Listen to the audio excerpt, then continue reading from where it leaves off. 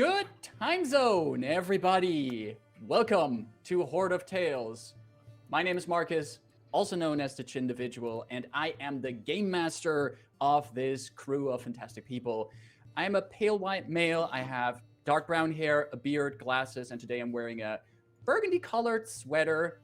And I'm the game master of this group on Horde of Tales Convergence Manifesto. I am here today again with the full squad, all 4 people here. These 4 people who once a week distract me from the existential dread of being and allow me to play a fantastic game of D&D. And I'm going to let them introduce them. I'm going to start off with Serial.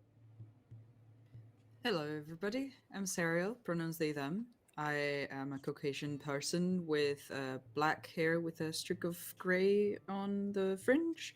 I have it pulled back today, and I'm wearing a purple hoodie and a blanket because it's still cold.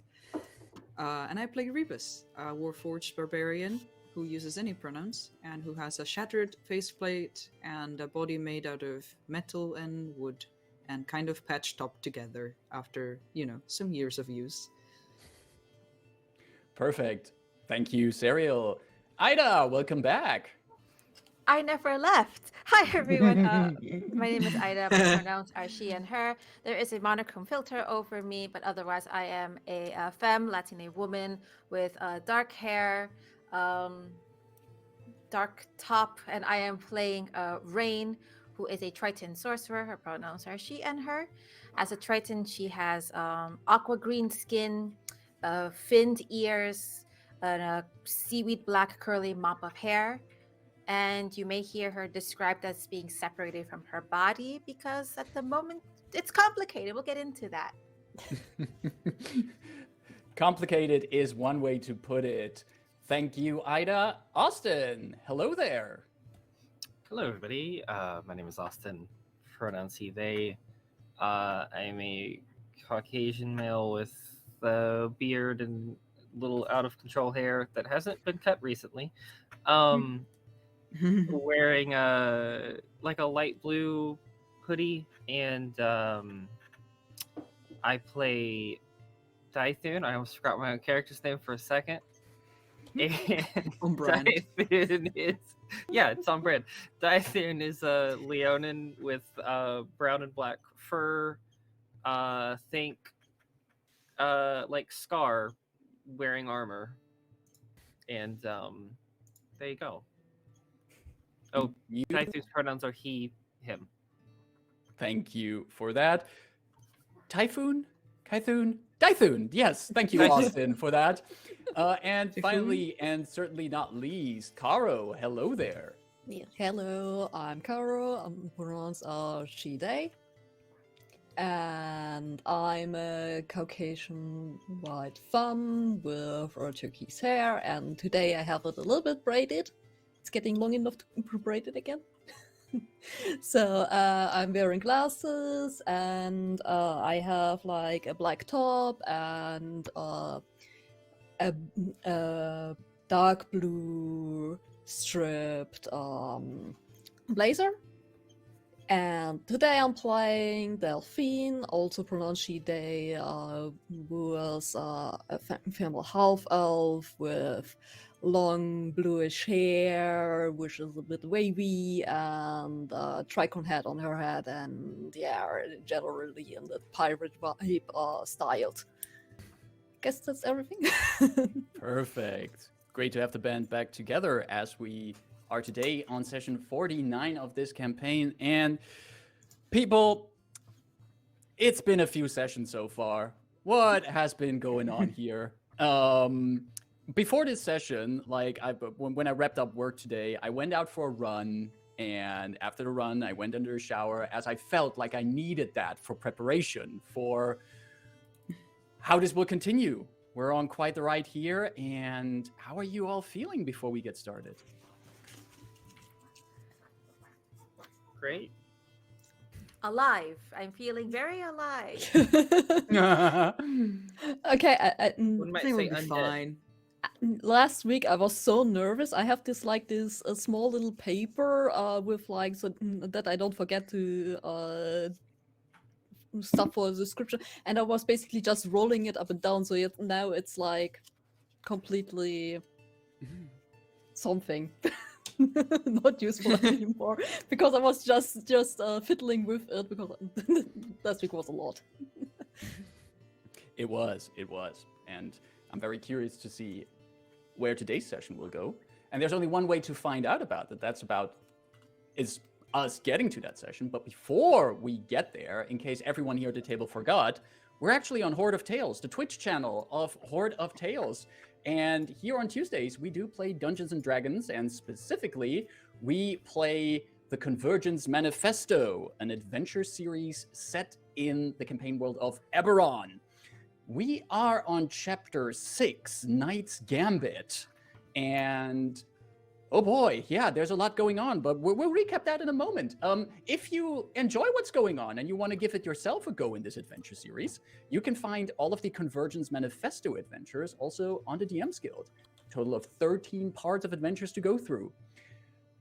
We play online, and our virtual tabletop of choice is Foundry VTT, hosted on The Forge. And in case you spot any battle maps, they were created in Dungeon Draft by Mega Sploot.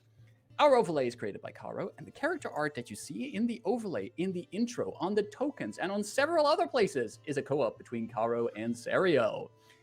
The music you hear is by Dark Fantasy Studios, and we love cats on this channel, so you can give people cat vantage. If you spot a cat on someone's camera and you have the channel points for it, use that cat vantage, and also shout out who you're giving it to. If you give it to someone, there's going to be a cat popping up. For example, Caro, bam, got a cat right next to her. And she's, at any moment, she could, for any time she rolls, spend that cat vantage and get advantage on the roll. Keep in mind, every player can only hold one dose of cat vantage, and don't give it to someone who already has cat vantage. If you don't put a name with who's getting cat vantage, might go to the GM. And if the GM already has cat vantage, who knows what happens? So, keep an eye on his cats.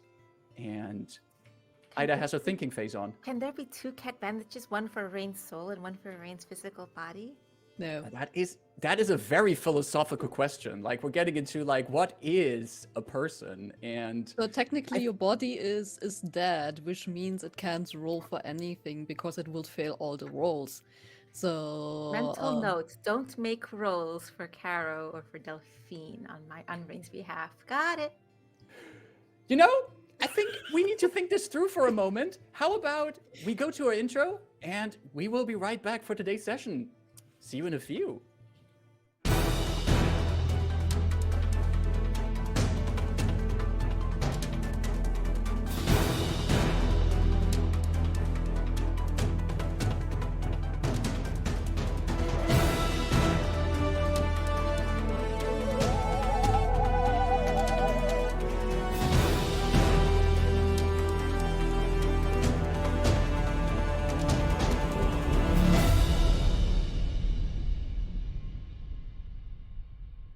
Whoop, here we go.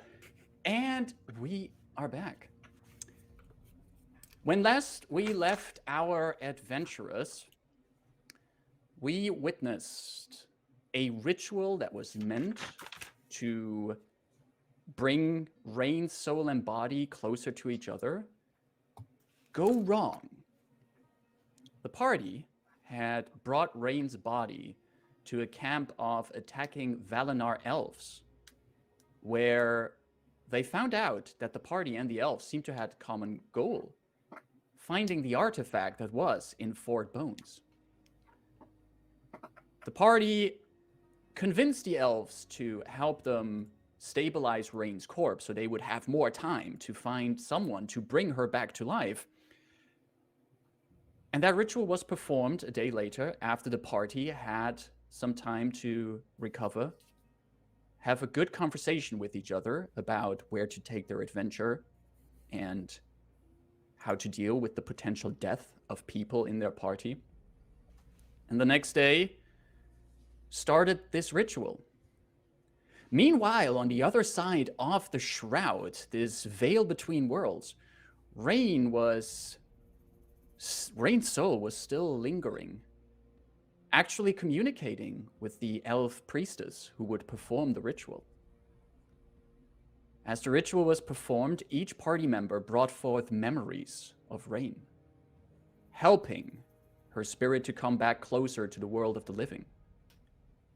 But alas, something influenced the ritual. As it turned out, the elves were not entirely honest in what kind of ritual they were performing. Yes, the ritual would stabilize Rain's body and soul, but at the same time also destroyed the artifact of Mabar, which was the cause of Rain's death. This had unintended consequences. Rain's soul was brought closer to her body, but now it is a ghost on the material plane. We ended the last session as the party picked up Rain's body. Rain's ghost followed the party. And all of you seemed determined to leave behind the Valinor elves for now. We start our session just a few moments after the end of the previous session. You're still in the camp of the elves, wandering away from the site of the ritual. Party, what do you do?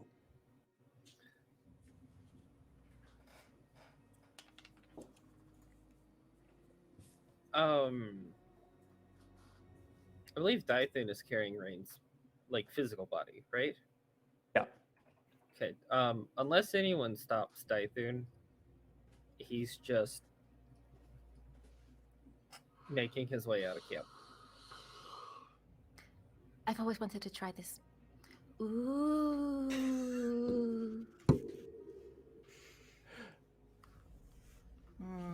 Doesn't have the same impact. Happy to see that at least your sense of humor is still untouched, Miss Rain. Good to have someone to bounce back off to, Rebus. GM, you mentioned that the top of the chess piece had been broken off. Yes. Is that half somewhere rolling around the ground, assuming the main piece is still in Rain's corpse? I think we figured that Rain's body is still holding on to both halves of the artifact. So it's still in her hands. And her little finger just bloop, pressing on top or whatever. Cool. Oh, Miss Rain, how are you? I am unsure if feeling is the correct terminology, but well, apart from the obvious circumstances, are you okay?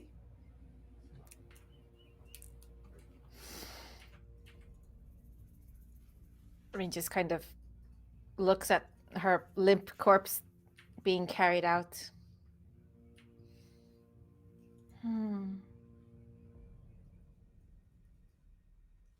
I will be okay.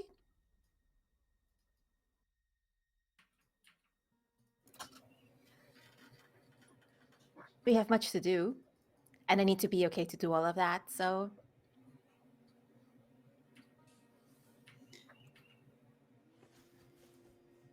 Well,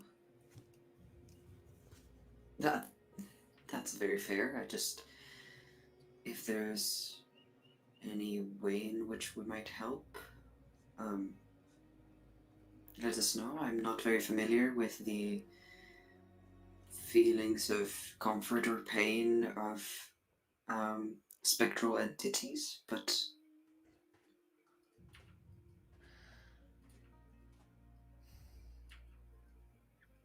as we're walking out, well, and Ray will just kind of float towards the front of where the party is walking and just kind of float backwards as they're walking forwards.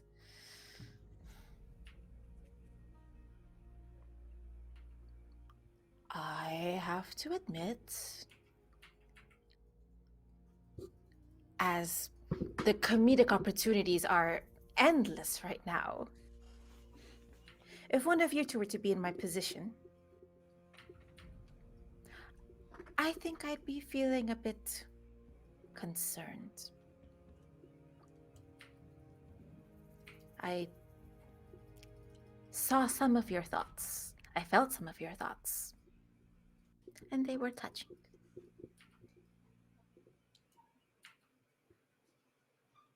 So, let's take it easy, make a plan, discuss what needs to be discussed.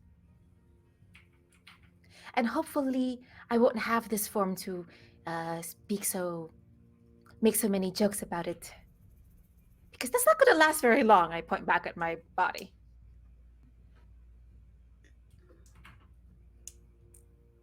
That's a good point. Looking around, do I see Conda anywhere? I know she was in the tent at one point. Excellent timing to ask, because Konda was indeed with you also during the ritual. And as you look around, you remember that she actually punched one of the elves in the face once the ritual went wrong. And as you look around, she's already stomping after the party. Like, she has these long, wide strides. Her face is still filled with anger, and she's marching towards the group and just goes like, "Wait." He'll stop. Boo? She looks at Ghost Rayn. Oh, yeah, introductions. Rayn, yes. Conda. Yeah. I figured based on what I've seen. I wish I could shake hands with you, but... Can you? She like quickly reaches out her paw, but it just goes right through Rayn's ghost hand. Tickles. I want to apologize. I told all of you, well, except for Rayn, that it was safe to trust the elves. I've been fighting alongside them. We've been on this mission for a while, and I was convinced that they would not pull something like this. So, my apologies for giving you maybe a false sense of, well, certainty in this regard. On my behalf, apology accepted. You couldn't have known. And I can also understand the willingness of the elves to risk such a ritual, given the fact, or given the knowledge of their history with this device, this anchor, this instrument. Still doesn't make it right, though.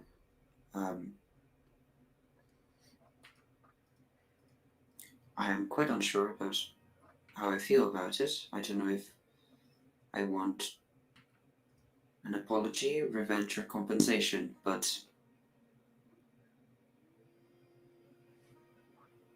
thank you for doing your part, at least.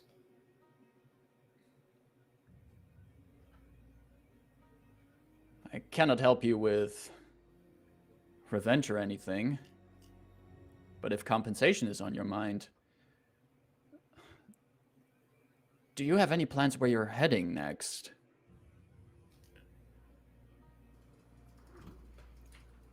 We need to get to wrecked Mark. Anyone? We need to find a stop of the lightning rail. Right. For the lightning rail? Vulyar is a few days of travel northwards. But will that get us on the right? All of you who are better with names than Dythun, You would Shade. you would remember that Vulyar was actually one of the stations that you switched lightning rails when you traveled for the first time towards that manifest zone of Daanvi. It was actually one of the places where you had to ride for a bit towards via carriage, because there's not a direct connection of the lightning rail to Vulyar. But there in Vulyar, you could then hop on the lightning rail towards Irontown. A few days, you say? Well, I have seen corpses, how they appear after but a few days in shallower waters.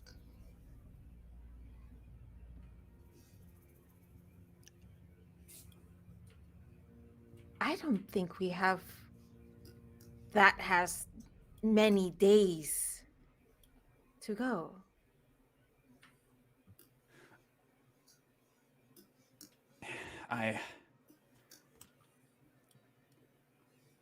I don't know, like maybe a part of whatever kind of modified ritual the priestess did still got hold of the body. Maybe there's still some kind of delay in it.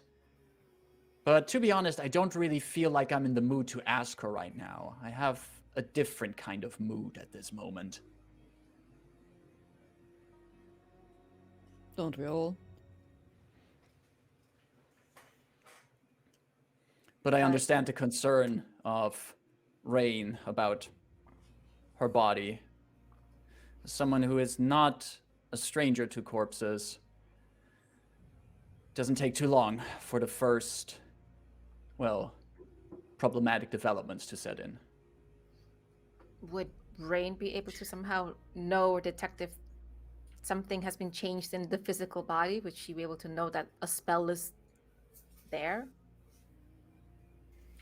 Do you have detect magic or identify? I have identified, but I don't know. I don't understand how the rules are going to apply when you tell me. Does Rain have access to her magic and her components?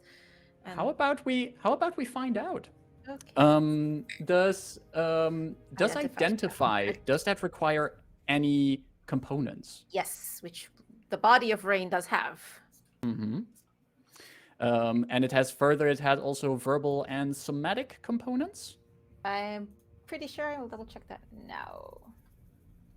Okay. Identify has verbal, somatic, and material.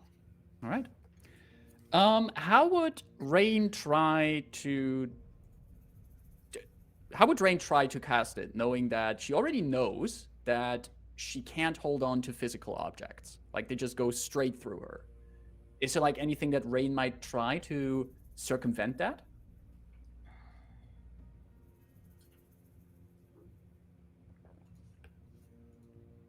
Jesus Christ, I have no idea. I think previously we established that Rain was very hesitant to touch her own body. Mm-hmm. Well, if we don't take steps in that direction, she's going to lose her body, and it's going to go downhill anyway. So you see, like, her very tentatively, like,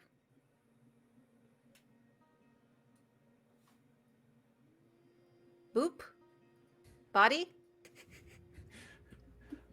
All of you would see also Rain doing these hesitant movements towards her body, like in the general direction where you know she would have her. I'm assuming it's like does Rain use a component pouch, or is it a spell focus that she uses?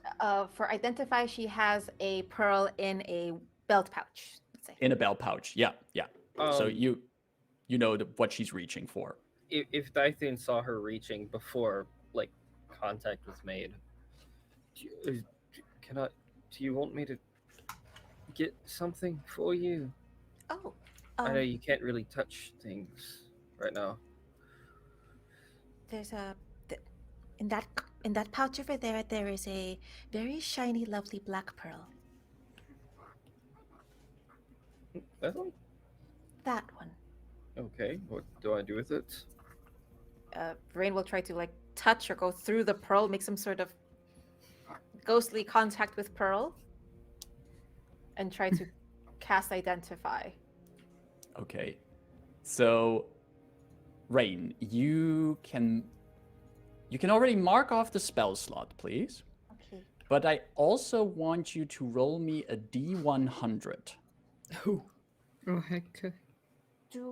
Have I gotten a long rest? What are my spell slot situations? Yes, you, Okay. in a weird, strange way. You got the longest rest. Yes. Yeah. Wow. So rested. Apply Okay. emotional damage. Rayn was just like, finally sleep. Okay. The purple is the 10.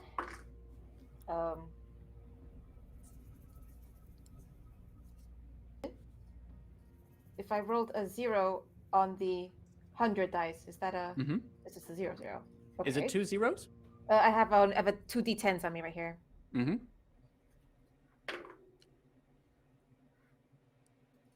On the 2 d10s I rolled, they're both zeros. Is that 100? That's 100, yes. Oh fuck! I don't. Okay. I gotta see. Yeah. You got 100. I gotta get my Could backup you already. Could you please re-roll that? Okay. Purple is the one. Okay, 60. 60. 60. Mm-hmm. Now roll 2d6 and then a Okay. d12. 12. And then and- add all add your everything dice. together.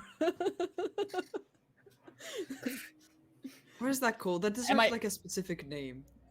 If you roll all of your dice, it has to. I don't know. Rayn, Dythun had been holding the pearl for you. Is that correct? Or like at least pulled out the pearl? Yeah. Yeah. Right. So you are making your gestures, speaking your incantations for the identify spell, and you start to sense that the spell is working. You start getting a sense of what is going on in your body, what kind of magics are woven into it. It's a strange thing to cast identify on an actual body, because usually that spell is not meant for that. But you sense there is magic in there. There is some kind of divine magic that has suffused your body. But at the same time, you start to notice something else. In the hand that Dythun is holding the pearl, you see that there is movement underneath his fingers. Something is crawling underneath his skin. And you have a sensation that there is something you can do about that. You can give some of your fleeting ghostly essence to try to not have Dythun be affected in this way by whatever is going on. What does that mean? What does that mean? Yes, what does that mean? Do I know how much ghostly essence I have, or that's the only information I get? You would have a sense that it would cost you about 1d4 of hit points.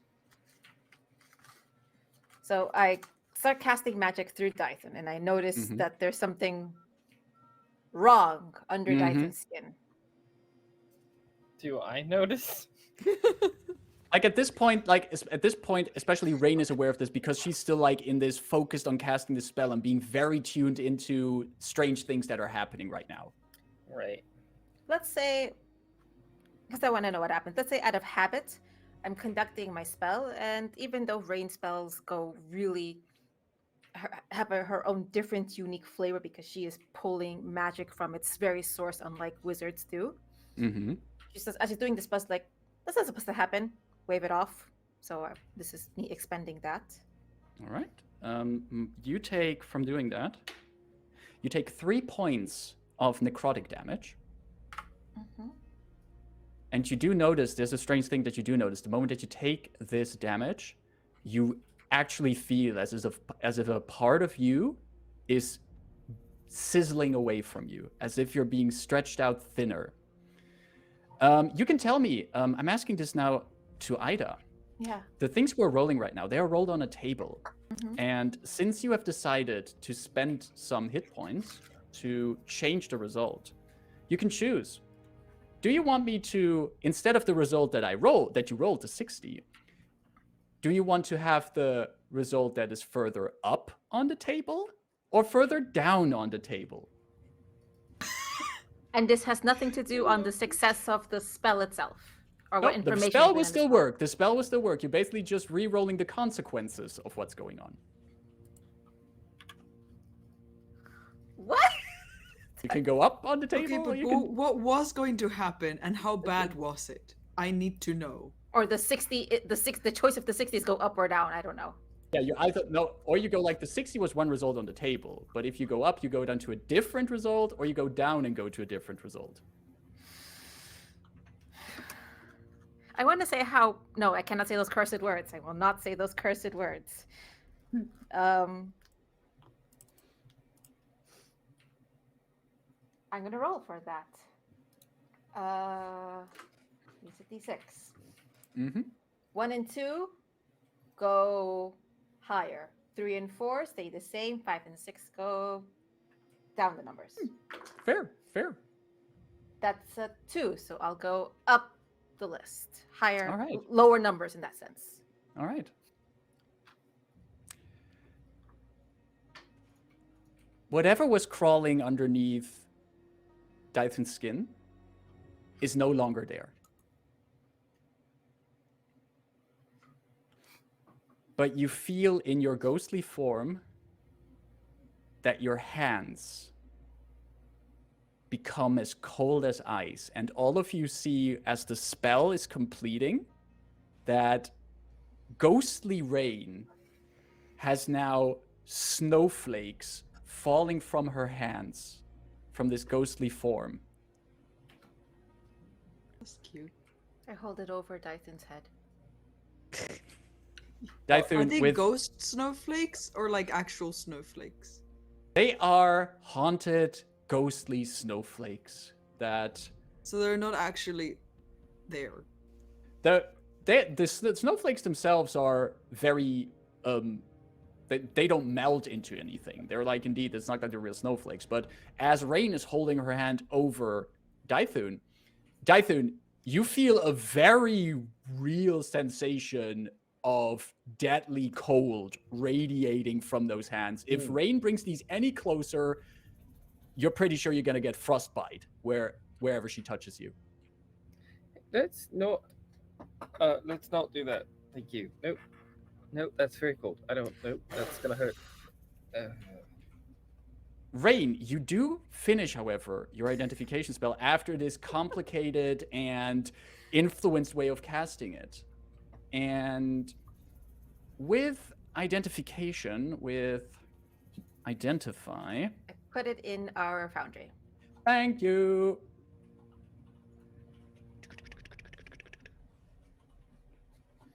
You choose one object, yes. Rayn is now an object.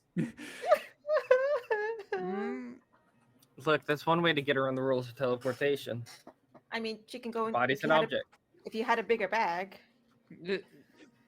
You learn Listen, whether if any it's spells true, are it's true. the item and what they are. Casting Identify in your own body does show you like also all the other kind of magics that is worked into whatever gear is on you, but you're aware of that magic. But you also sense with your eyes attuned to it that there is a divine energy in your body. And you are aware that you are under the effect of a gentle repose spell at this point. Ah, good. Identify also technically determines whether something is cursed or not. I think there's a longer version of the spell. There is. For all intents and purposes, mechanically speaking, you are not cursed at this point. Just story-wise, maybe. Yes, this story is cursed, but Rayn isn't.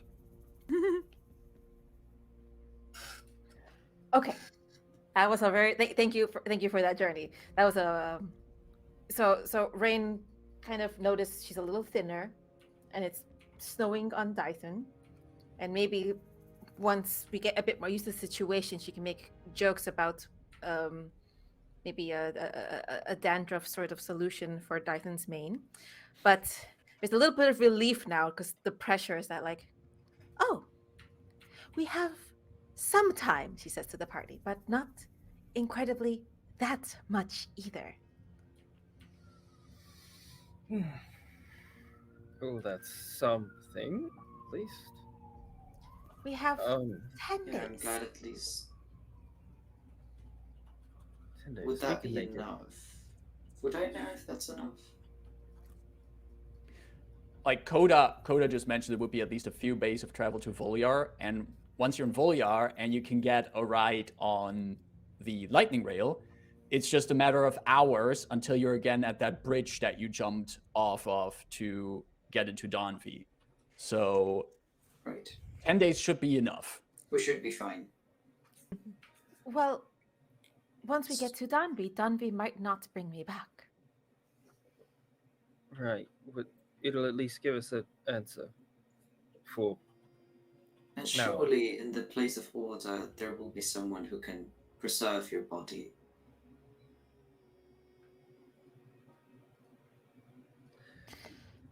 I mean, look, The odds of order tends to believe that things are the way they are and just must be so without any sort of modification to it. I am not very optimistic that order would be happy to change the state of things.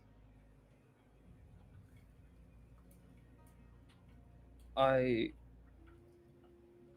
was told if we made it to Daanvi, they would see what they could do.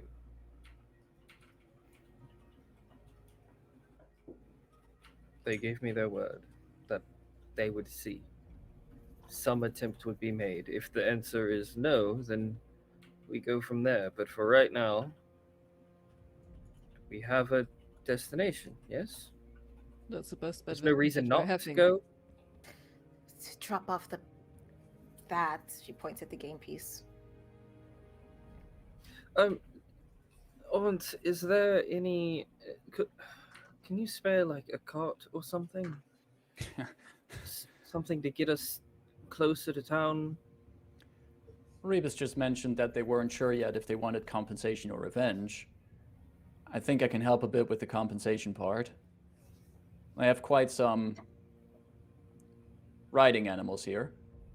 Though, I remember last time, nephew, when I offered you a horse, I wasn't really sure you knew what to do with it. What do you mean? Well, to be fair, you weren't really sure where to exactly head with the horse. Yeah, no, I assume your companions are better at reading maps? We're going to... Yeah, we're going to our destination. Your destination? Give me a map. Please, I beg you. I'll make sure you get one, Delphine. I can also make sure that you get some riding animals. You know, they'll probably get left there. We're getting on the lightning round. Do you have someone to get them back? Or... You know, they have some mounts that can find their own way back. Don't underestimate how intelligent some of these are. Have you ever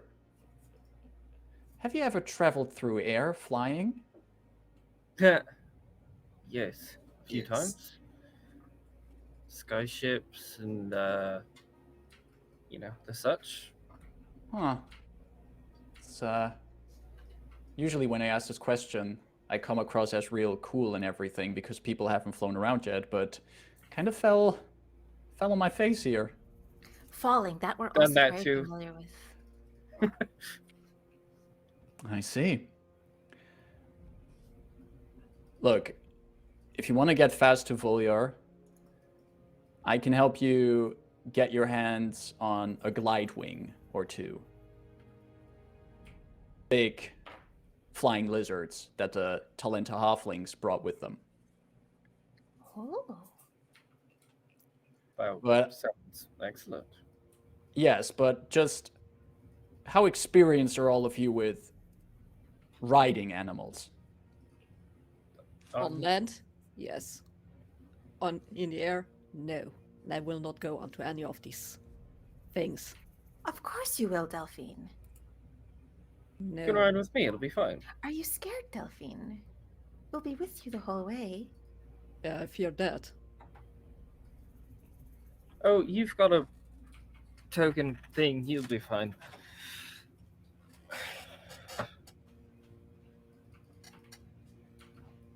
Actually, I would be quite curious to find out if I can ride an animal or not. I'm not quite sure I have the knowledge. The Glidewings are pretty well trained by their riders. They're trained for war, so it's not like they would throw you off at the smallest sound or something. It's just that they travel at quite a speed. So yeah, you really have to hold on tight. Oh, please, I'm let's try it. Assuming it's like 2 people per Yeah. animal. Yes. Well, I mean, I One- can ride one, and I feel fairly confident I can handle it. Someone could ride with me, but somebody, I guess, is going to have to take Rayn with them. Or I could take Rayn.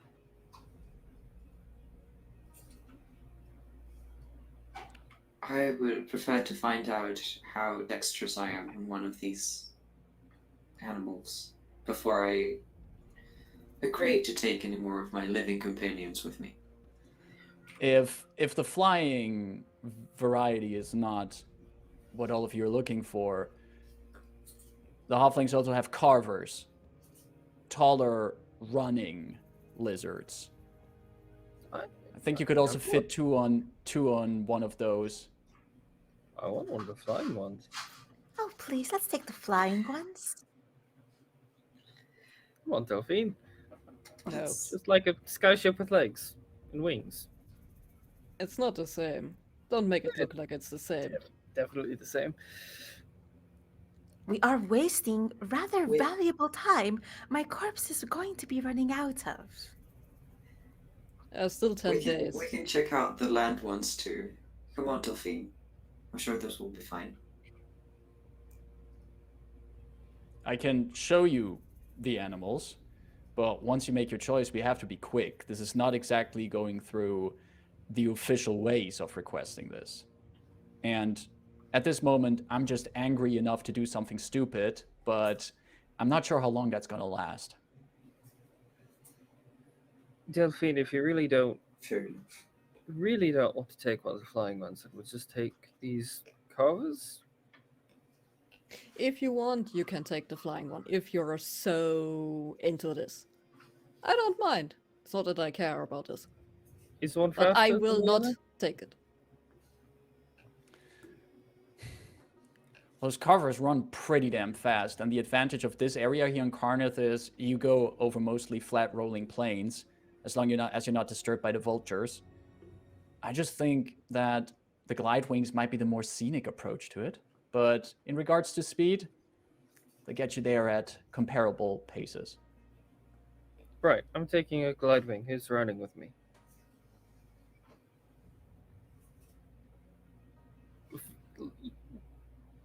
Body and soul together?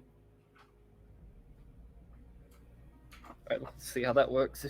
If you can't touch, how are you touching the ground? What's the rules of this? Can you stand on the glide wing? Your body? We are Will you not just go- follow your body? What is We're the? not going back to the lightning rail and beholder conversation. Yet again. Physics keep conflicting my stories. Ah! Damn you, physics.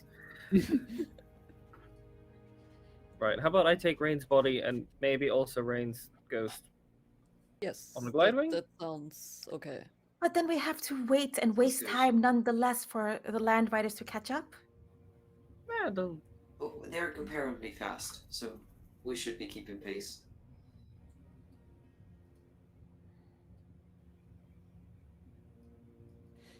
I thought Right, Gambit if was I to bring Delphine, people fly around, together. check out those. Let's go. fly around in circles if I have to. And with that, we get kind of a little of a split scene that Coda is first taking people to where the glide wings are kept, approaching their stables. That sounds like the wrong word for a flying lizard. Their pen. Corrals. Corrals. Yes. Oh, that's a good word. They're corrals. And as you already approach, you already hear like this as you turn a corner and you see this pterodactyl-like flying creature larger than a horse, long pointy snout, leathery wings, and it's walking on like these claws attached to the wings, and it's currently being fed by a halfling who is just throwing pieces of meat at it, and it's just snapping that up in its snout and goes like and Konda points at them. That's a glide wing, and you're glad they're just getting fed. If I'll distract its handler, you just make sure you get on its back as quick as possible.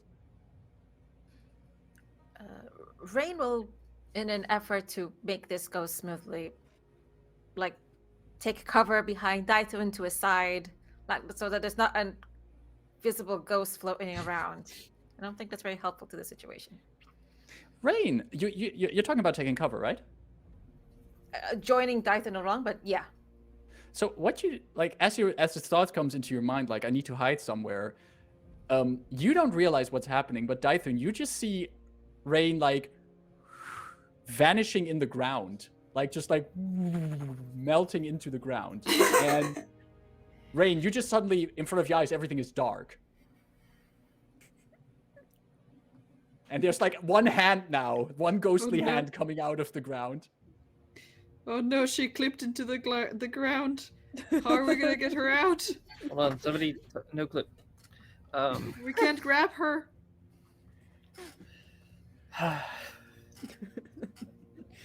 Alright, guess so.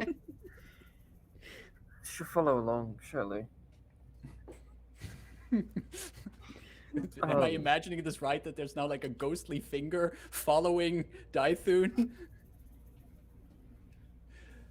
So while you are busy handling that, later on Konda takes Rebus and the Delphine to another pen with the carvers, who look like larger versions of these raptor creatures that you saw earlier when you came into the camp, still with a similar high-pitched sound that they roar.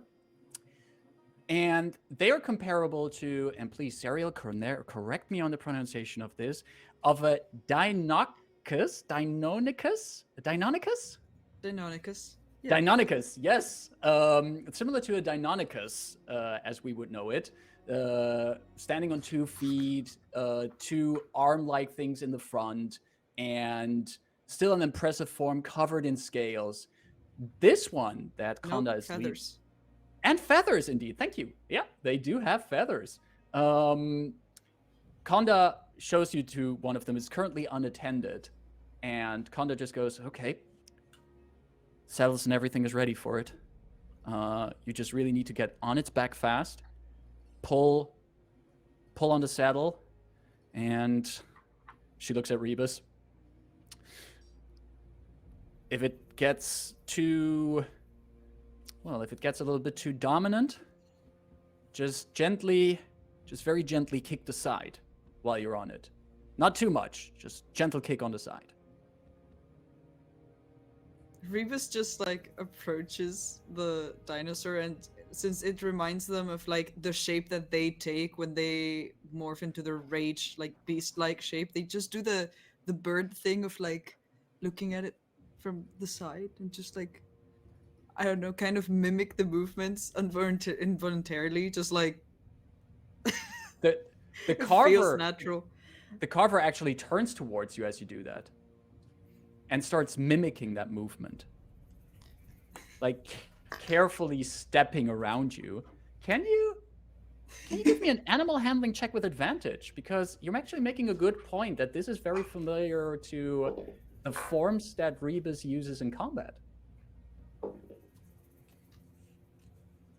Those were very bad rolls.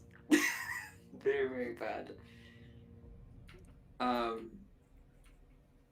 It's a 7 total. I rolled a 6 and a 7. The advantage did not do much. Yeah. The two of you circle each other for a moment, imitating moves, but then at one moment, the carver just, its head shoots forward and just tries to bite you. You're able to dart back, but you're still scratched by the teeth that like barely scratch your plates. You take from that 5 points of piercing damage as you just step back and the carver just... Do we have a long rest? Yes, you had a long rest. Yeah. Good. So the carver then just rears back its head, just like at you. And Konda from the edge goes like, just get on its back quick. Just...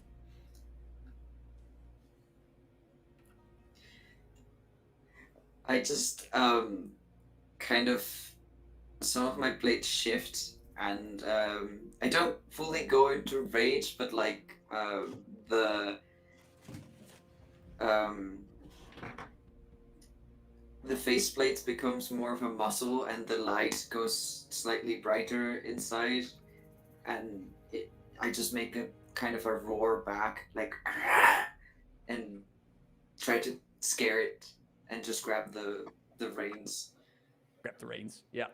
It's not really a logical response, it's just a come at me response. Exactly. Come at me response as you grab the reins. Delphine, what are you doing in the meantime while Rebus is taming the carver? Questioning No, my you can real say, existence. well, Rebus is being an idiot.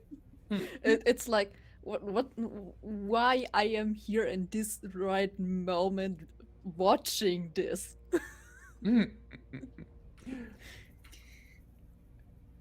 At least it does What am I lead seeing? to Rebus does succeed in getting a hold of the reins, getting on the back, and Delphine, that would also give you an opening to also climb on the back of this carver. You can both share the same lizard to ride on. I wait until Rebus is on it. Right. You can then also get on it. Konda opens up the gates from the pen and just goes like, just go fast. I'll handle things here. I assume we got a map. Yeah, okay. Yeah, you did get a map. Yeah, so like, yeah, Delphine, like, as you're riding away, Konda's just like, oh, right, and throws a map at you, which you can catch, and you can navigate from there. Dythun, would you have given Dythun a map? What's the point? Okay, gotcha. I mean, like...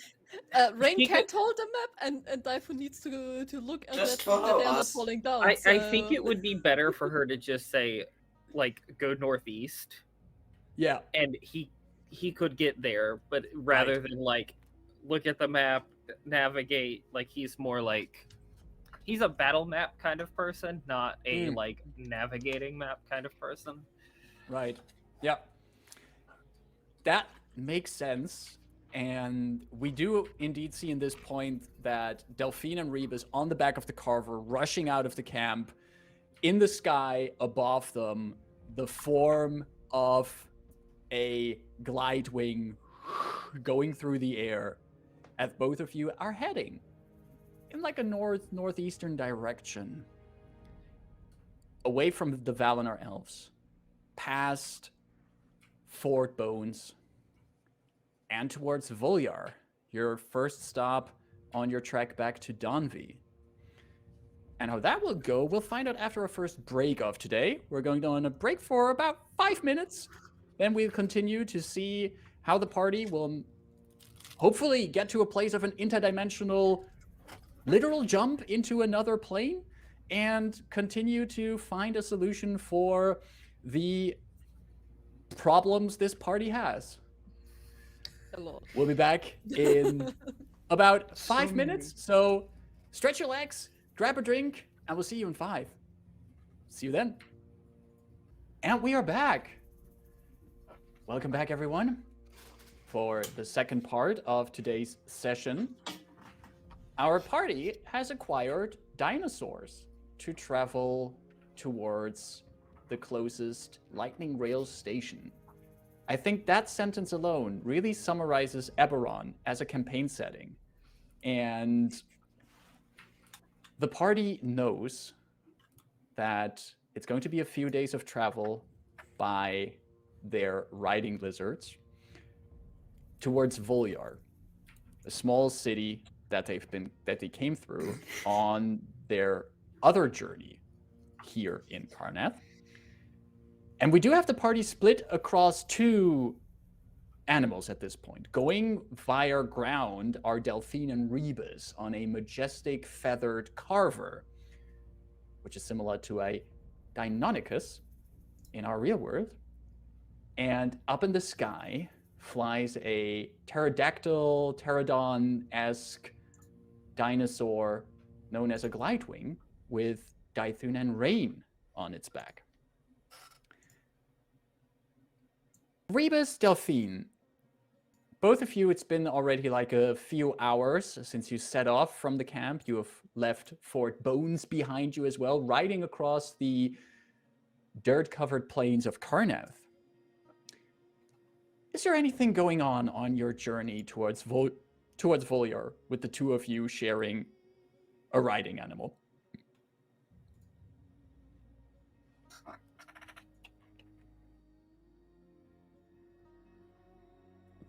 No one's saying anything.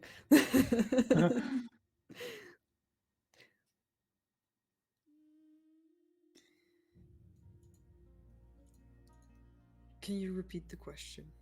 Is there anything, any conversation or anything going on as Right. you're traveling, the two of you on one dinosaur?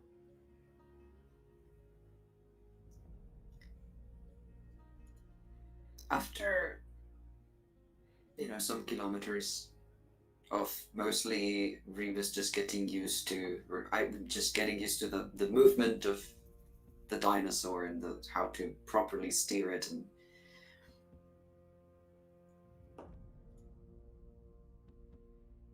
suddenly I just turn towards Delphine and I just say, so is there a reason why you don't like flying particularly? You know. It's well, you can see her basically just staring to the side as the viewers just passing by as you turn around, and she's also clinging to you because there's probably nothing much else to hold on. So, Just make sure you well, didn't get your fingers in between the plates. You might step them, but this is the finger. Well, it's not like that I don't like flying. I just don't like flying on these kind of things. I see. Are spaceships okay, or Yeah. so is the animal component that unnerves you then? Yeah, also, if I have to admit it, the wool situation is not really comfortable right now. Like, not the animal, but the situation. Mm-hmm. Right. Well, this is just faster means of travel. But we had a choice, so that's fine. What do you? I'm not sure I follow. What does the situation have to do with your fear of flying?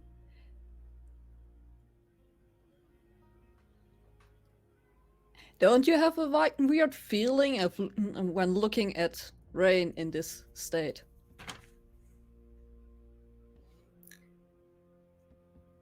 Well, it is somewhat unnerving, but Yeah, right? less so than looking at less so than looking at her lifeless body.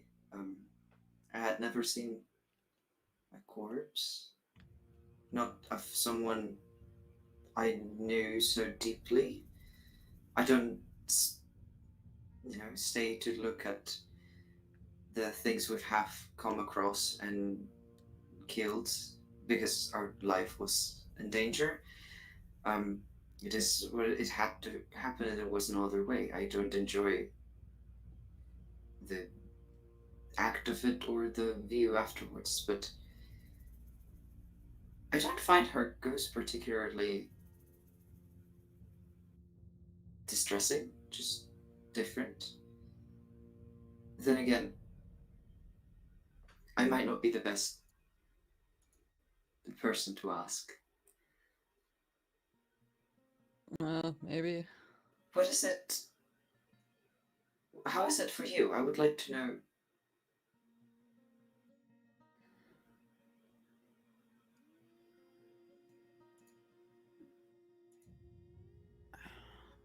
So there's a few minutes of silence where there's basically no response. Like it's taking a bit. And yeah. You know, this kind of thing, like having her in front of me as this ghost. This is kind of as if there is. This is kind of as if this is a nightmare. Oh. Would you rather she weren't here at all? I rather look at her dead body without her being like this spectral being than having her there or moving around everything. I think I'm I see. my mind is getting wild or anything.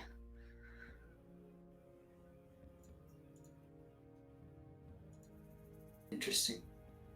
I thought it would just be somewhat closer to life and so perhaps bring some comfort, but I can understand your view on it.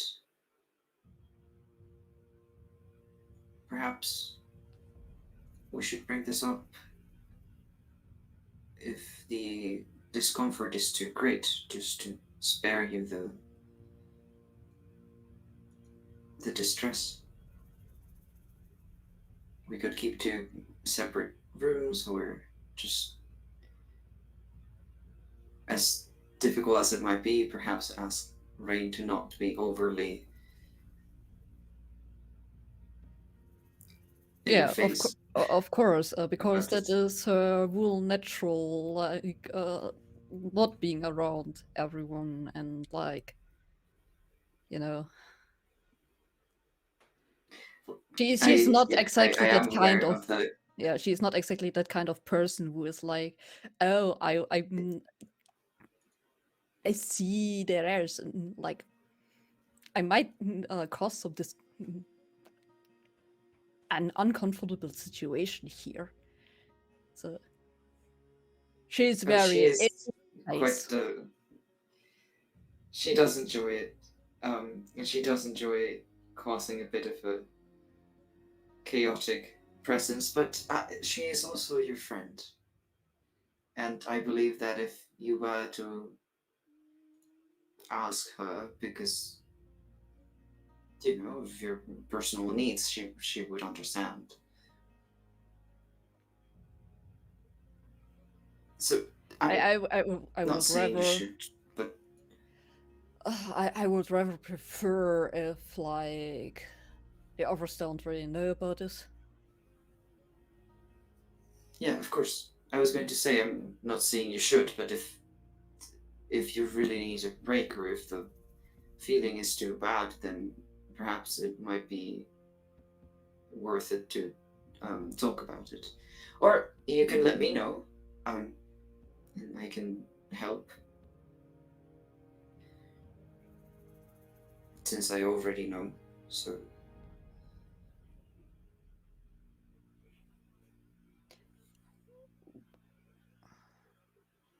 Well, thanks for the offer, but I think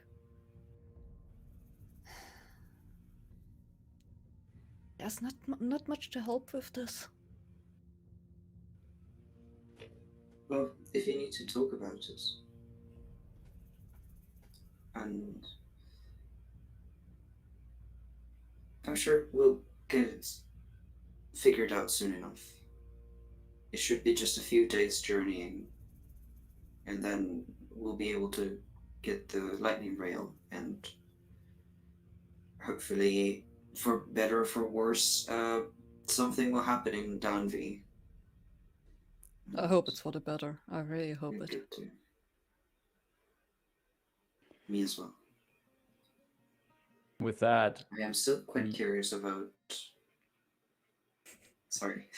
oh, finish, please. Yeah, I'm still quite curious about Tuvaktul and their particular approach to things. So, yeah, hopefully they'll be willing to help for the good of this party.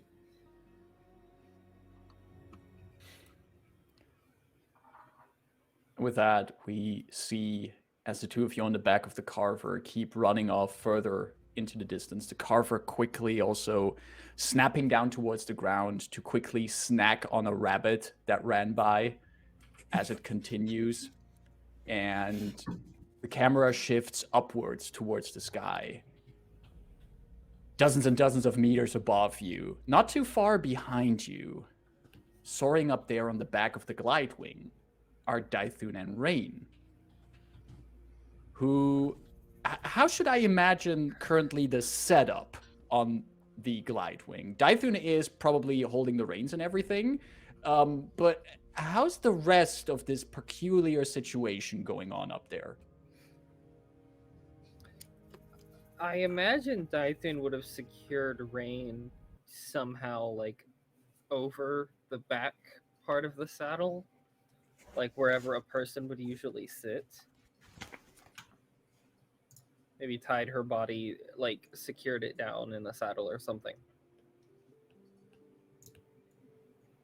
Right. And... Like Weekend at Bernie's looking kind of settled, or like... No, like... transporting a body corpse. Transporting Yeah. a body corpse. Okay. Because it's still holding the thing, so, like, Yeah. he doesn't want to, like, lean Shift it against it. him. Right. And Rayn, are you hovering above that, or like don't worry about The relative physics. velocities here. You are able to keep close to the glide wing and everything, so you have some freedom to where you're positioned up here. Not entirely too sure about the physiology of the creature, but I would imagine that Rain is like sort of somehow sitting, hovering over the very top of the creature's long tail. Like not at the end of the tail, but like close to the tail. So somehow a couple of centimeters above that. Yeah. Flying along, she's not independently flying alongside it. Right, but still quite a bit behind Dythun then. If you're close to the tail, you're still like you can still talk with each other. You're still like in conversation distance, but you're not like right next to each other. Yeah, I would say that. Let's say like 6 feet, 2 meters apart. Gotcha. So the two of you are also up here. You've been traveling for hours now. Dythun doing a formidable job with steering the glide wing. Is there anything that's going on up here with the two of you? Or three? It's too philosophical. With the two of you. Reminder, the sort of black nonsense I saw under Dythun's skin arm, was it his left or right arm? Is it his chain arm or his non-chain arm? What arm is your black nonsense on, Dythun? The black nonsense? Is that what he calls the chain? Says Ida the player.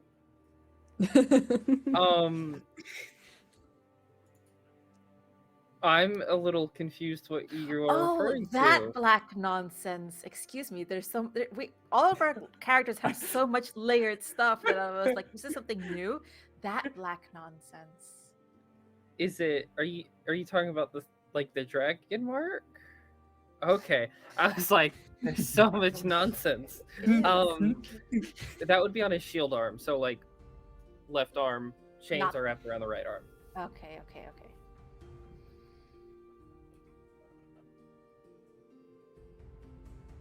So Ray would call out to Dythun. So, stupid decision maker to stupid decision maker. What's your end game?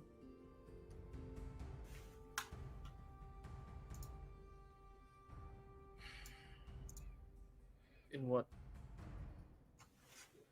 way? Like at the end of the day, end of the week.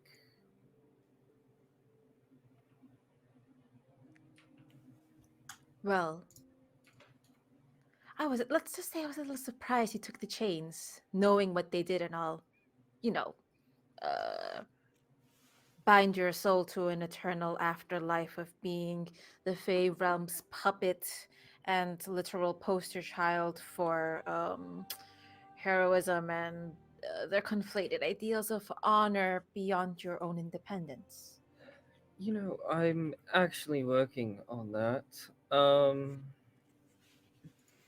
That's not entirely the case. But what's the end game? What's your goal that's worth that risk?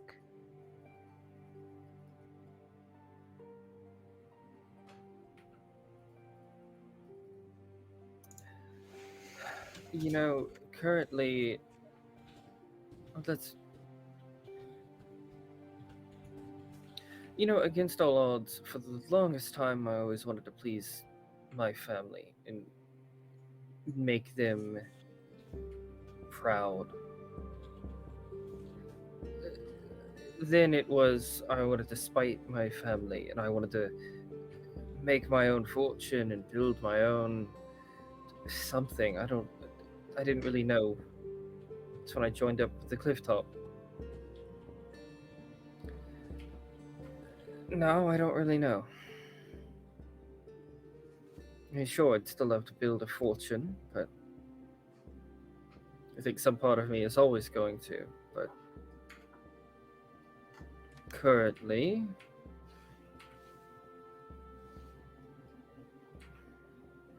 I want to keep everyone safe, and I wasn't able to do that. So just for the record, you're still under the belief that you are using the chains rather than the chains will use you. I think that they are, to Right. some extent. Okay. But I mean, I do. It's more of a bargain, yeah. People use people, people use things, things use people. And people like us also use our own lives to get what we need and want.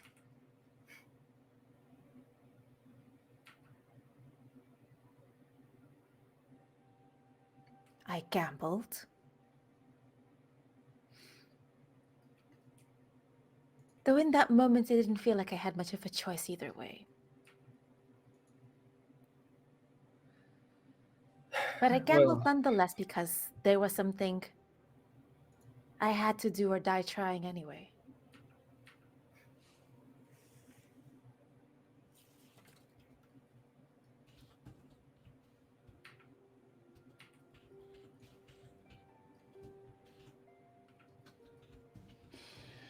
You know, against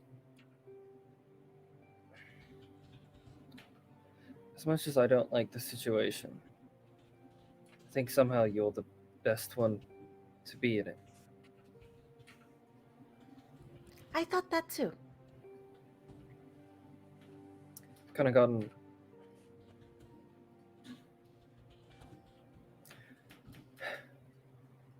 I wish I could do more, is what I'm saying, but I don't think...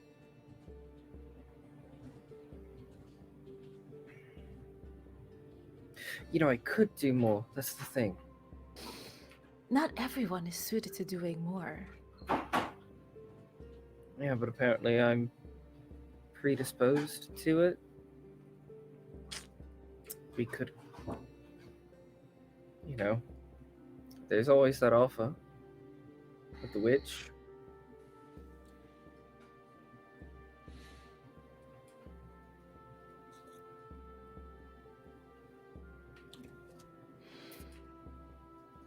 We all have things we're good at and things we're not so good at. Apparently, my lot is being good at dying. And being okay enough to handle it. Am I handling it? I don't know. There's sort of a very nice excuse in my head going along for, oh, but I'm dead anyway. It's almost soothing in some sort of strange way.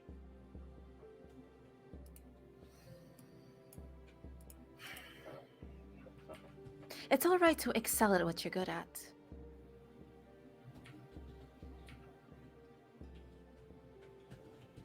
But being able to take risks at what you're good at also means being able to understand when you absolutely need to lean on others. I wouldn't have taken this gamble at all had I not thought there was at least an inkling of a chance that I could trust others. Or that at least I was able to understand others' motivations, needs, wants, and that it would align with mine.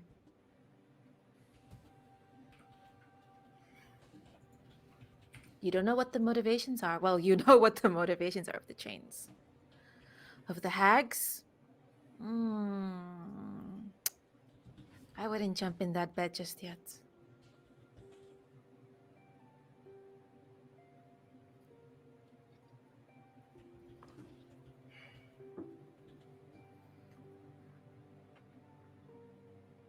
Maybe not, but I don't know. I just feel like I need something more. But I guess we'll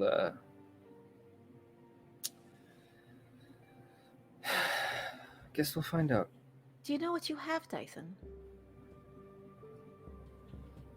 A life. A heartbeat.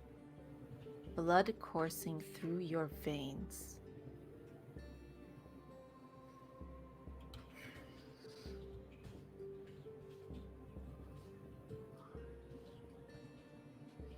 Rayn just kind of looks out over the scenery passing by. I don't think he says anything after that. And the scenery does pass by. Konda was not lying when she said that both of these riding animals are fairly equal in speed. The Carver, especially on terrain like this one in this part of Karnath, can achieve quite some velocity, as Rebus and Delphine find out over 2 days of travel. The Glidewing, also just gracefully soaring in the sky with an impressive stamina, brings you to the edges of Vulyar within 2 days of travel. I'm curious to see... Yes, Rayn? If 2 days have passed, Rayn would have kept trying to see the limitations of her magic. In what way would she have tried that? Casting spells, starting with cantrips, for example. All right. Cantrips, as long as they do not require a material component, seem to work fine for Rayn. No strange side effects. And if she tries to do something with a component, let's say minor illusion requires a bit of fleece, even if we substitute the material component for a spellcasting component. She tries to like conjure something fuzzy in her hand. The problem with the material component part is that Rayn currently is not able to manipulate those components. And would she, for example, try if Dythun could hold up the components?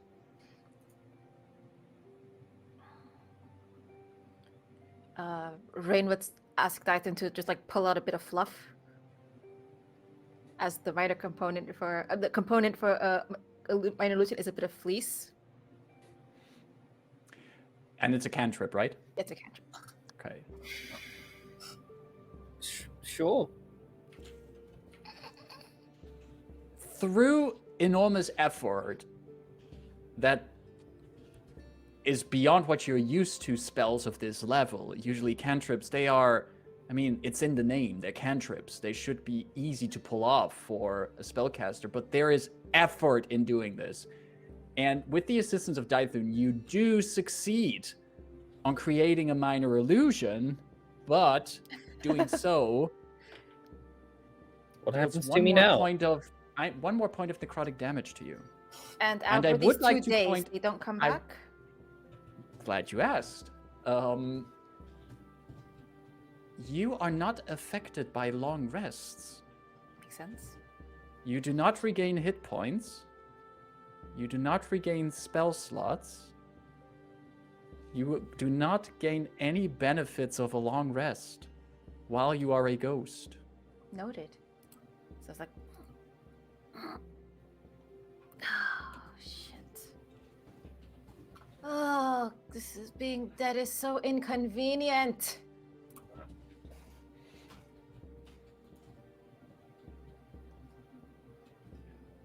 Is there anything that Rebus and Delphine do in the 2 days of travel? Or are you just enjoying the ride on the back of the carver?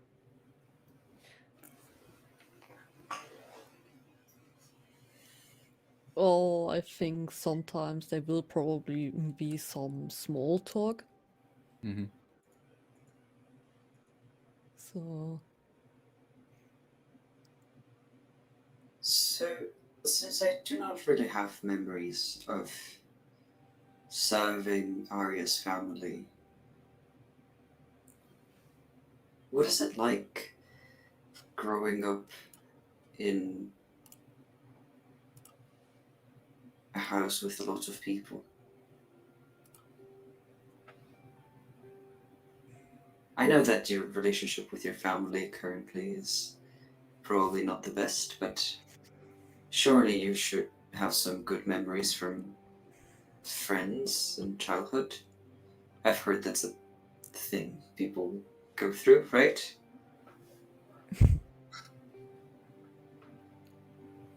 I would say it's kinda weird. I mean, it's probably not a typical childhood that a lot of people have. You know? So, I wouldn't really know, so... yeah, growing up in a Dragonmark house is always a little bit, or I would say it's different.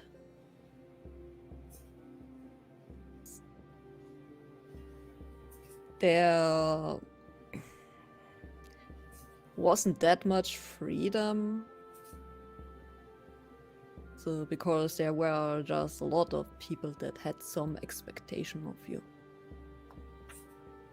Mhm.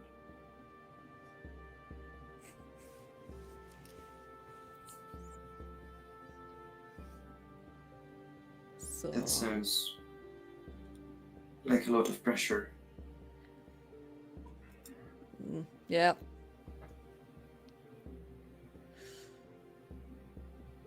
I don't blame Because- you for wanting to find your own path.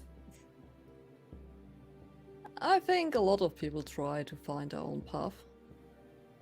Just how it turns out in the end is different. I agree.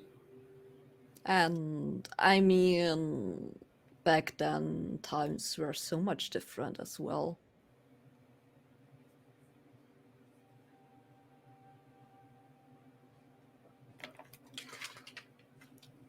So, I mean, it was still kind of like in the middle of a war. So, what the wars expect from Right. you, what you need to learn, and everything, and where you would end up was still a bit different than the options that are there nowadays. Of course.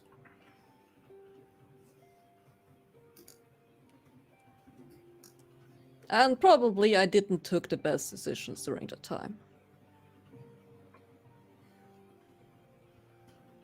Most likely. That's commendable of you to say. I am glad your decisions led you to being with us, so they couldn't be that bad.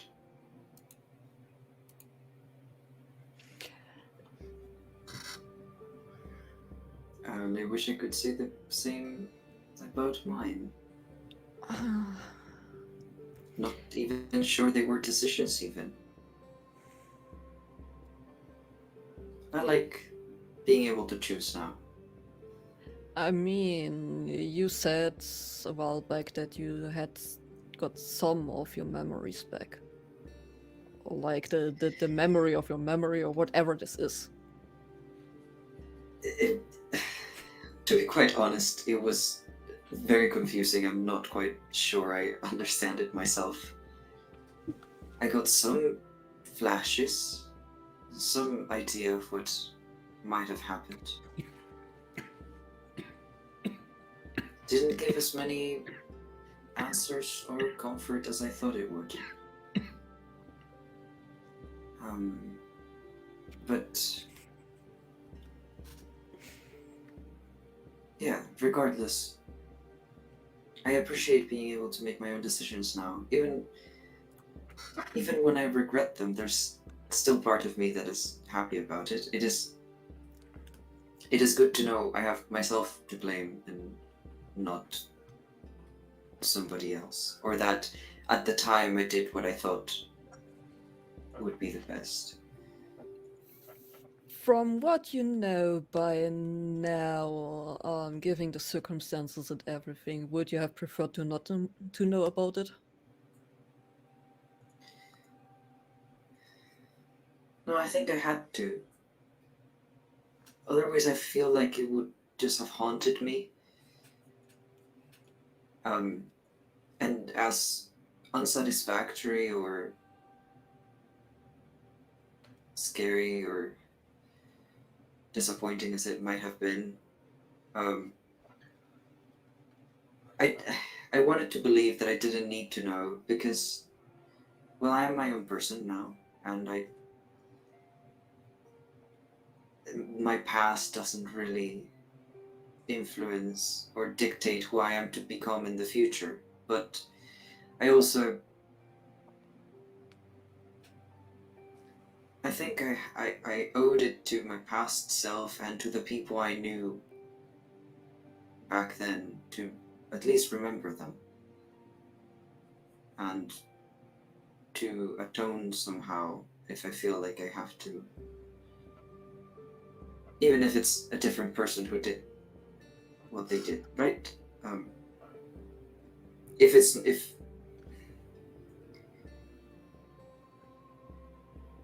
If someone should take action and someone should be responsible for it, it should be me. That doesn't mean that I have to punish myself or prevent myself from making the best now of my life. So I guess it's some kind of balance of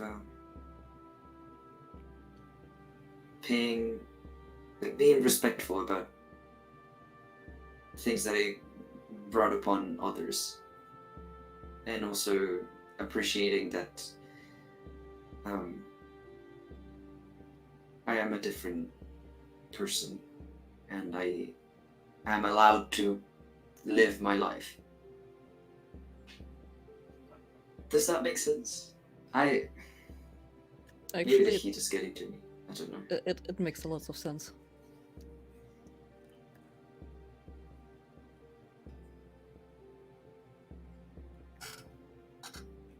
think we might have a little bit more in common than I thought. To be fair, we have never really spoken with each other. I'm enjoying this, these few days in your company, actually. Now, tell me about that friend you had. Please, DM, feel free to take it away. Oh my god. Rebus is just gonna keep prying over, like, tell me all your secrets, please. Oh man, great conversation here, and great way of transitioning out of that. I wonder who of the two pairs is going to arrive first, since both of your riding animals have comparable speeds, are traveling under comparable conditions. Let's see who's the better rider. I would like to have Dythun and Rebus to make a contested animal handling check. Athletics check. You sure it can't be athletics? No, actually, my animal handling and my athletics are equal. Believe it or not. So, Oh my god! That's not fair! In a way, your animal handling is your athletics. Exactly. Which is Can really... we get advantage for like going the way since I have a map? Like, I or get at least a advantage for +1 having or a- something. That is fair. It's not Can I so get much an a advantage role for of... having a ghost? It's not so much a role of determining, like, finding the place, more like who steers their animal better. So, no, the map does not help in this role. Well, unless you don't know where you're going. Yeah, exactly. Excuse me. Or we can see above. Do you want to go places everything. without a map? Yeah, see, I have an aerial advantage, so I can see the place. Probably. Roll. Yeah, because Animal clouds are handling. not a thing. Animal handling checks. Roll them. Come on! No, it's really bad. 15. A 6. So, Can't Rebus and believe Delphine, this. after 2 days of travel, you can see in the This distance you've already been riding for a bit over a narrow road, and also riding past other travelers who have been heading towards Vulyar. So you see the signs and everything. You've had great conversation with each other in the past 2 days, and you are approaching the city through what you are being told by the signs along the road, that you're approaching it through its sand gate. Rayn and Dythun, you're coming in from the sky. How would you approach the city beneath that you see as you're flying closer? Are you landing outside of the city? Are you making a dramatic entrance into the city? What is your approach here on the back of the glide wing? I guess my first thought is from the air, is there any obvious, like not necessarily like, or I guess a skyport would work also, but like any obvious place to land within the city that would be like, oh yeah, that's where the other glide wings are, and there's a skyship there, and there's, The city does not to be equipped for aerial travel. There is no tower for an airship. There's no kind of roost for flying animals. So that's not something that you could spot. But we then I spot, believe- like the lightning rail station itself and literally drop off there. You could. Actually, the lightning rail station is a little bit outside of the city, like outside of its city center. And you can see all the way from the sky, you can already see the railway and everything. So you could also navigate right over there.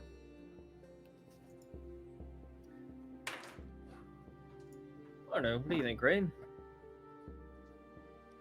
At the station or outside and wait for the others? At the station, of course. I'm sure they'll find their way in. They have the map. Right. He'll just dive down and find a place to land the glide wing somewhere near the station. All right. Swooping down to get in there. Delphine and Rebus, you would by land arrive at the sand gate, where at this point there's not too strict controls or checks at the gates. There's some guards who keep an eye on you, but apparently the sight of people riding on a carver is common enough here that doesn't raise an eyebrow. Would you be trying to navigate through town towards the lightning rail station, or is there anything else you want to do before you get there? Well, probably releasing the Carver. carver, Yeah. so that it can go back. Right. Yes, because Konda mentioned that these creatures can find their way back from where they came. Try to give it, like, Rebus will try to give it some pats. Hopefully we are kind of friends by now. Absolutely. After 2 days of riding on its back, you can easily pet it. And it does this thing where the carver like leans into your hand and just does like this sound from the back of its throat as you pet it. Good creature. And once the reins are released, it just goes and turns around and starts I thought running the back. reins were on mine. The English language has so many words that sound alike. It's So the carver is released, and with that, do the two of you just try to make your way towards the lightning rail station? Yes.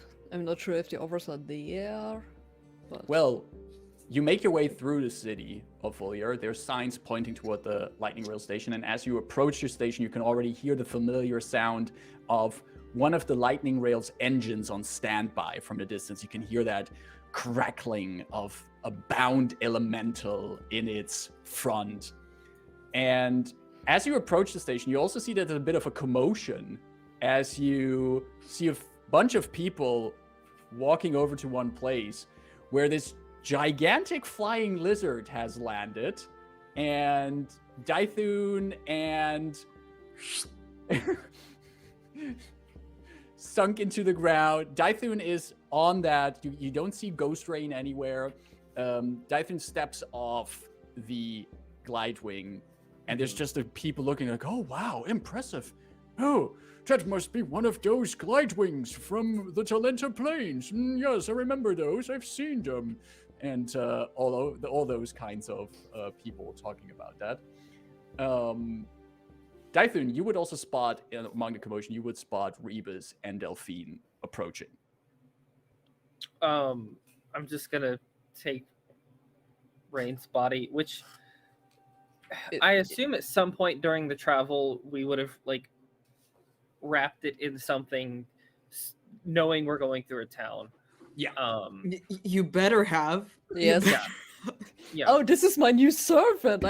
They are just fresh out of the grave. Well, Bernie. to be fair, what you have seen earlier here in Karneth, you have seen a zombie porter here in your earlier journeys when you came here through by lightning rail. So who knows? Maybe actually the option of like, yeah, this is my body I need for something, servant. but I haven't gotten them animated yet. No Exactly, but- vacancy. no, so but you could totally on the way here like wrap Rayn's body up in some cloth or anything you have. That's Gonna fine. take that off, pet the glide wing, and You- send it back on its way. It goes as it flaps its wings and takes off to the sky, and you're like, yes, impressive how they fly. They have a wingspan of, and there's this guy just ranting facts about the glide wing, and it takes Okay. off. I'm just gonna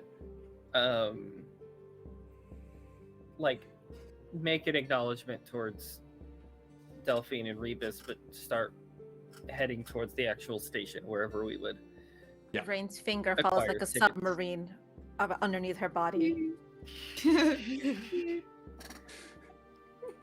A finger pointing to the body, like, that's me. Yes. That's mine. But the Mine. finger is sticking out of the dirt. I guess So- we're buying the tickets. Draw two little dots on the. Oh no. Oh no. No. Drawing a face? Oh. Yes. Okay. Little smiley face. I'm on it. This day. Perfect. What a serious subject. Oh, There we no. go. I see it. I see Oh, there it is! What a serious. cute. We take death very seriously here. Yeah. In Yeah. the Convergence Manifesto. Delphine, you wanted to go look buying a ticket for I think 3 tickets. 3 tickets. Actually, Rain's death saves us 1 ticket. Yeah. Look Do on I the need bright to, side. Yeah. do I need to buy Okay. the, like extra ticket for cargo? You there's a kiosk which you can go up to where there's a ticket vendor. It's this let's say it's this Serial, give me a race this ticket vendor is. Do we have drows in this? Yeah. In everyone? Yeah. Yeah. Drow. Yeah, it's a drow. Austin, what kind of mood is this drow ticket vendor in?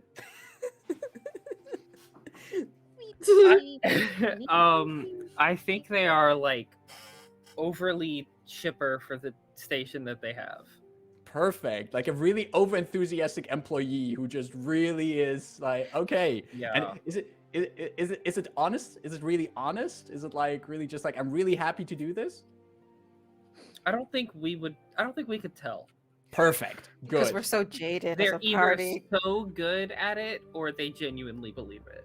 Perfect. So Delphine, you walk up to this kiosk and there's this drow person behind the desk. It's like, hello there! Welcome at Vulyar Station. Are you looking to ride the lightning rail? We have a special offer today. Buy 4 first-class luxury tickets and you'll get the 4th one for half price. Also, in our next deluxe VIP traveling experience, you can have 3 meals a day and a very comfy bed on the rails. Are you already looking forward to traveling with the lightning rail? What kind of prices are we talking about, the luxury ones? Only the prices that are right for the luxury that the lightning rail does offer you. Did you know that on a daily basis, about 75 people travel this road up and down in the luxury that our lightning rail offers? And for that, you can have that experience for a mere 12 gold pieces per person. Dythun puts down 24 next to Delphine. No, I take it back or I punch you. Try me. Yeah. Please refrain from any violence here. It's not necessary. This is a happy place. On the lightning rail, we have fun traveling the rails. Book at someone's ankle. I'm taking Dyphun's money. And does he has anywhere like a pouch or something? No, better. His mane. I like on his breastplate. I basically stick it through on the top so that it's falling through his breastplate. And then I put the money in. By the way, this half ticket is can we make this as this is like the 4th ticket is this like half price, like oversized package kind of ticket. Oh, you are traveling with large luggage? Pointing towards that. That is indeed impressive luggage. That must be something really important. On the lightning rail, you are always insured Yeah, against cut any it. damage on your lug. The price for that large luggage, if you take 4 tickets, though I only count 3 here, if you take 3 tickets, you're gonna have that luggage for free with you, and we can store it in our special luggage wagon. While it's in there, your luggage is protected by elite security bodyguards, which are hired by our lightning rail company. No, we need to keep our like watch over it. It's This one's kinda, a carry-on. Yeah. Oh, So I don't want to be a party pooper or put any shade on your journey, but that luggage is fairly large to keep with you. Do you want to keep it in the compartment above you while you're traveling on the lightning rail? Yeah, it fits in there. They look at the wrapped up corpse. It's Not like knowing an it's a corpse. airport where you have to. It's a test size monkey. You have to fold to get it There- in. You know what? There's like next to the kiosk, there's like this No! thing that No! indicates how Easy big chance to No! cry on. Guys! and the Why? and the drow just points to her. Please. I am afraid that your luggage does not fit in our standard sizes for hand luggage. I'll just carry it. Wanna bet? You know, you see this person is very tall. His way of hand luggage is a bit taller than what we would normally use. Oh, Tell you that what, is once all we buy the fair. 4th ticket, we just put it in the empty seat. How about that? Does that Yeah. work? That, We that's do why I That was is an asking. excellent solution. I like the way you think. You're a very lateral thinker. That makes your life easier to think in solutions instead of problems. Shall I ring you up for 4 tickets for your journey on the lightning Yes. rail? That would be 48. Organic Well, life form. we You speak not really weirdly. not 48. The 4th ticket is half price, so we have 3 tickets of 12 gold, which is 36 gold pieces. Half of 12 is 6, so that is math 42 gold. I'm putting 50 in so that this person is stopping, like talking because this is Would getting you ridiculous. like to have your change in gold pieces, silver pieces, or No. copper pieces? No, just give me the tickets.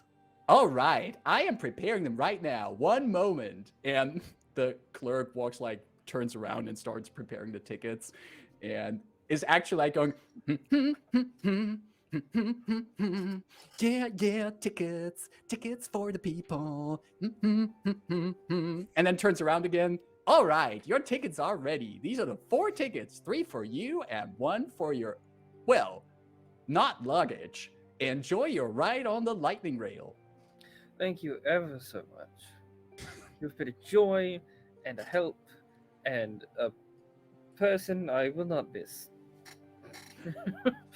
And he's already he's nodding while you're saying those first things, and then already while you're walking away, the last part hits him. He's like, huh? What? And but you're already walking away with your tickets to the lightning rail.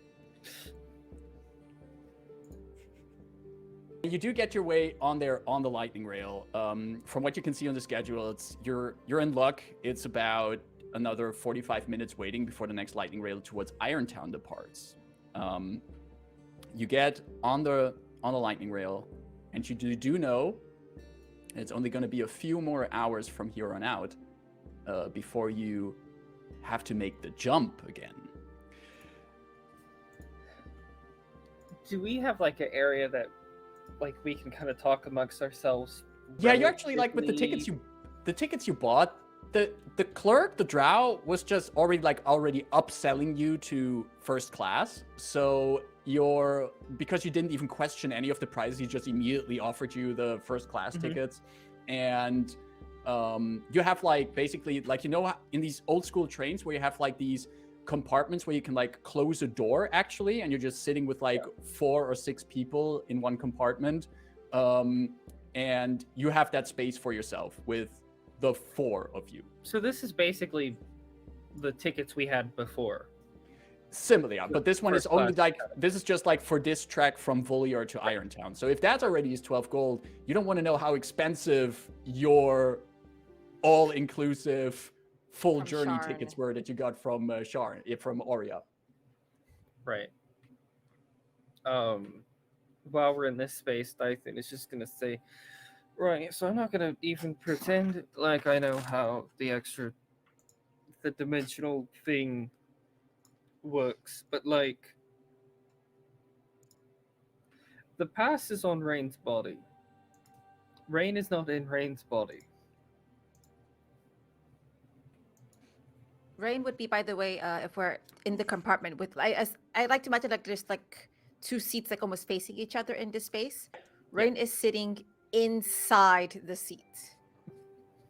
but like so far deep enough that if someone were to knock on the door or open, look in, it would be like almost nothing to go completely in. Is it like just like the the tip front of of her the nose, face, like yeah, just coming out, or like just even her, like the nose, maybe like the very tops of her lips, kind of out. yeah, this truly is a graphical error. Yeah, so.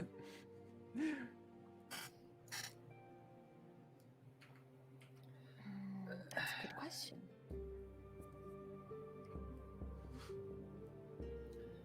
I think, I mean, the way I see it, for the plane of perfect order, they'd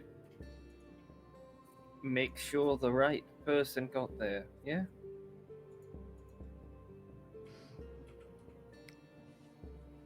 I could I potentially think go that into makes someone's sense, right?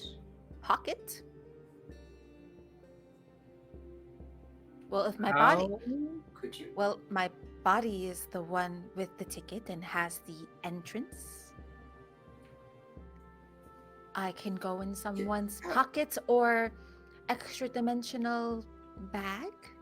Myself as the spirit, of course. Miss Rayn, can you possess your own body? I think we had this discussion beforehand that this is not possible because of that thing on her body. Well, it wouldn't bring her back to life, certainly, but could Did she you possess move one it? of us?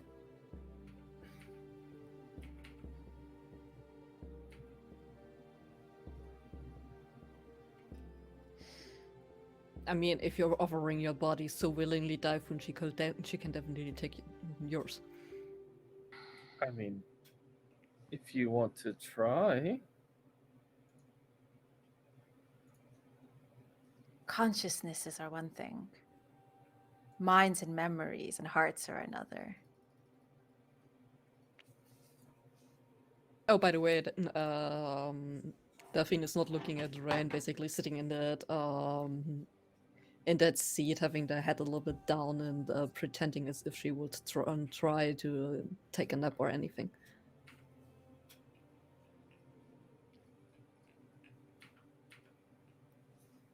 I mean, if you consent, Dythun, I'm rather curious.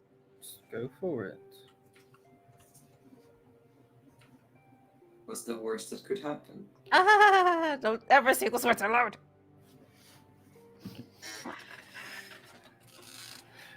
You want to try and see if Ghost Rain can possess Dythun?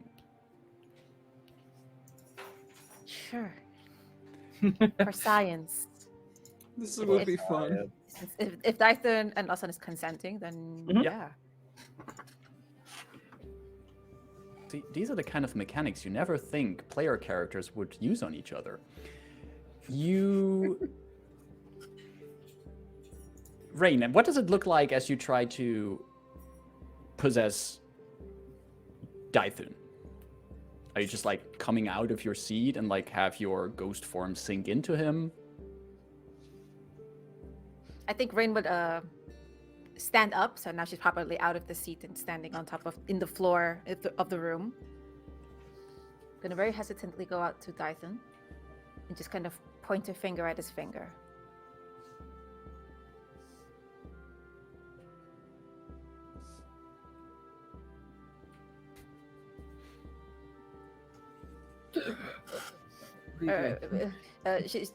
Dythun, hold out your hand. And much like that painting of the Sistine Chapel, we're going to try to connect fingers. And Dythun, you are allowing this to happen, to have her ghost forms. Right. That means that you automatically decide to fail on the saving throw. Smart. And so, Rayn, you have experience with like how it is to telepathically enter someone else's mind.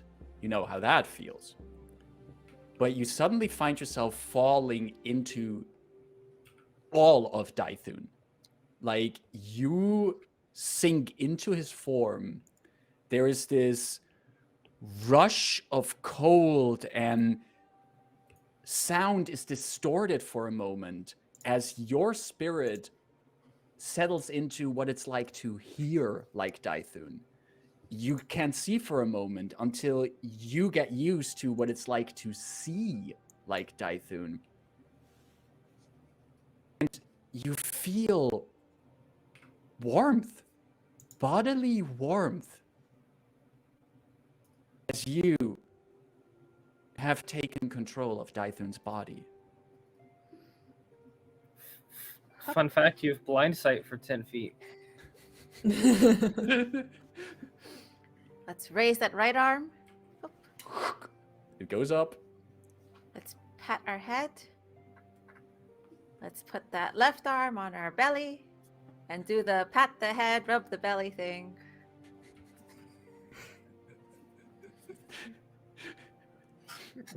Pull my own cheeks. Oh.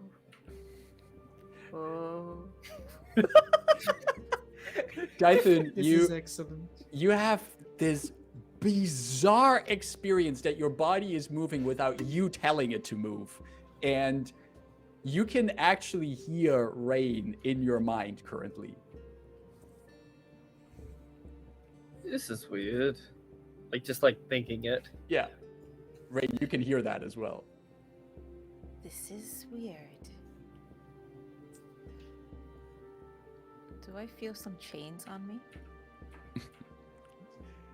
You do. Do I feel a particular connection or other voices or presences?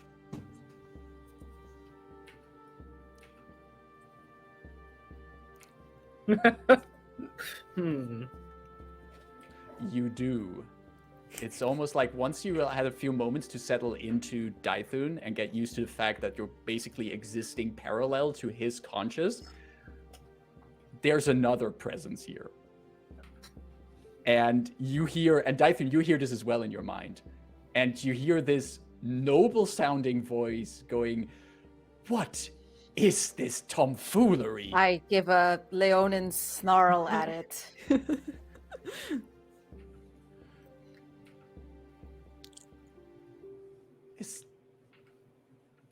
This is not what a heroic warrior allows to happen to himself. I raise Dythun's chain Unacceptable. arm and I make Dythun's face sort of growl, bear effect. Dythun, what's going on with you? I think Dythun's kind of just taking it in, letting it happen. And after a moment, thinking back to the chains, is it not heroic to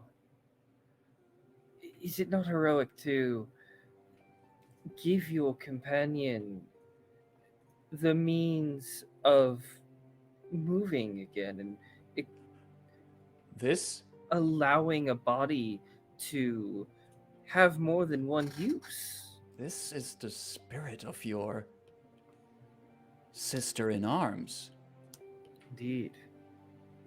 the sorceress. Mhm. A terrible fate has befallen her. How has she vanquished death? Oh my god, I invite the entity to fight with the chains. Oh my god. No. It's missing in here. And as we have this mental conversation between three different voices in one Leonin package, the lightning rail rumbles on. What? We're gonna take one last What do break we for today. see? A short one before we go into a final part for today's session. Let's see who's going to possess whom. Let's see which voices will be heard in whose head, and what kind of other chipper NPCs we will meet on our adventures. We'll be back in about 5 minutes tops for our final part. Grab a final round of drinks, stretch your legs before we continue with the final part. See you in a few. Bye.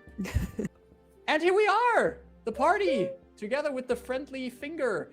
We are currently finding our party members on a lightning rail heading towards Irontown, but they're not gonna go to Irontown. Nuh-uh. They are going to jump off a bridge into a manifest zone of Daanvi to speak with their patron, Tuvok Tool, who hopefully can mean something for Rayn's out-of-body experience / problem. So far, they have quite comfortable seats here in this lightning rail.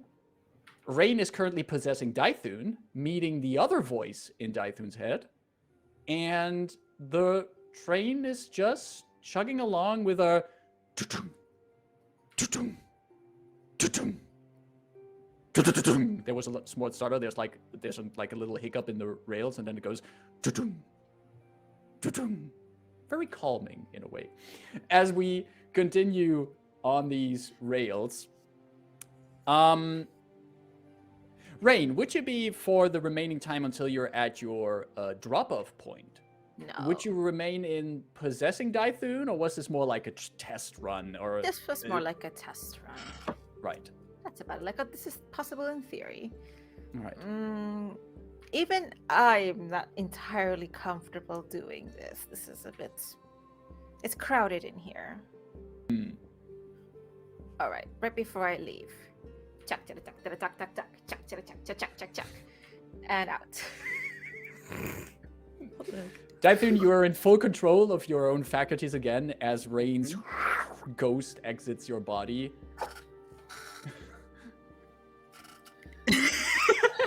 All right, that was something. That was something. Right. If you ever feel a need to do that, I guess just give me a heads up. Noted. I hope that's not entirely always important. I mean, I appreciate the experiment, but I fit better, and I point at my wrapped up corpse there. Right.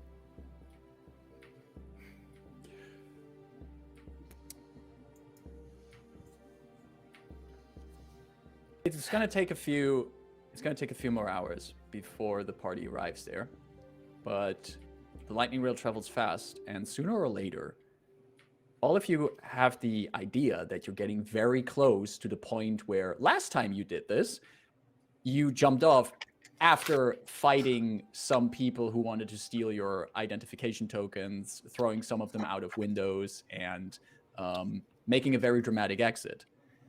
What kind of exit are you aiming for this time? How are you going to exit the lightning rail today? A calm and collected one, of course. Yes. Is there a Calm and window? collected. Not, In not our like the little- last time, at least. If you're looking for a window, like these are typical like train windows, like you can pull down the upper part, but trying to squeeze someone through there is going to be a challenge. Right. Well, I guess the best course of action would just be to, Go between the carts. yeah, like go down to the next car and then hop off in between where they were. So, All right. I think Dythun's just gonna make sure like the door's open, we can get there, and Right. then just wait. GM, does Rayn feel there's a need to be concerned about the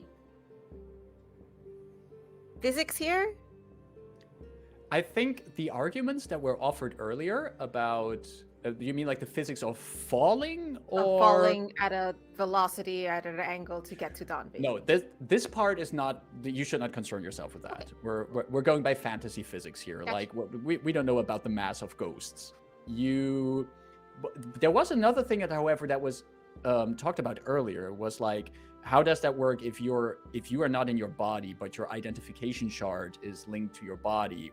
What's actually going to happen when you're going through, when the identification shard is still on your body, but you are not in the body? Well, if I remember correctly, the identification only became an issue once someone actually asked us to identify ourselves, but not an Yeah, issue it's to like- enter the plane itself. Yeah, Mm. exactly. That is a good point. Yeah, And once there, we should be able to explain the situation, hopefully. that's a good point. Yep. I would assume that if that was also earlier during the train ride quickly discussed in the group, that would also alleviate that concern. As you're heading down towards like this space between the cars, could all of you give me, this is a fairly low DC, but could all of you give me a perception check?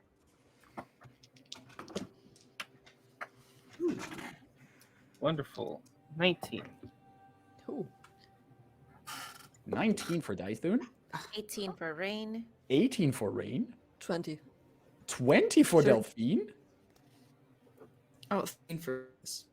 13. As I mentioned, it was a fairly low DC, but all of you, as you're walking like through the carts or like through the wagons, you come past one cart where you see there's this person sitting there in one of the chairs, has like a newspaper hold up to read.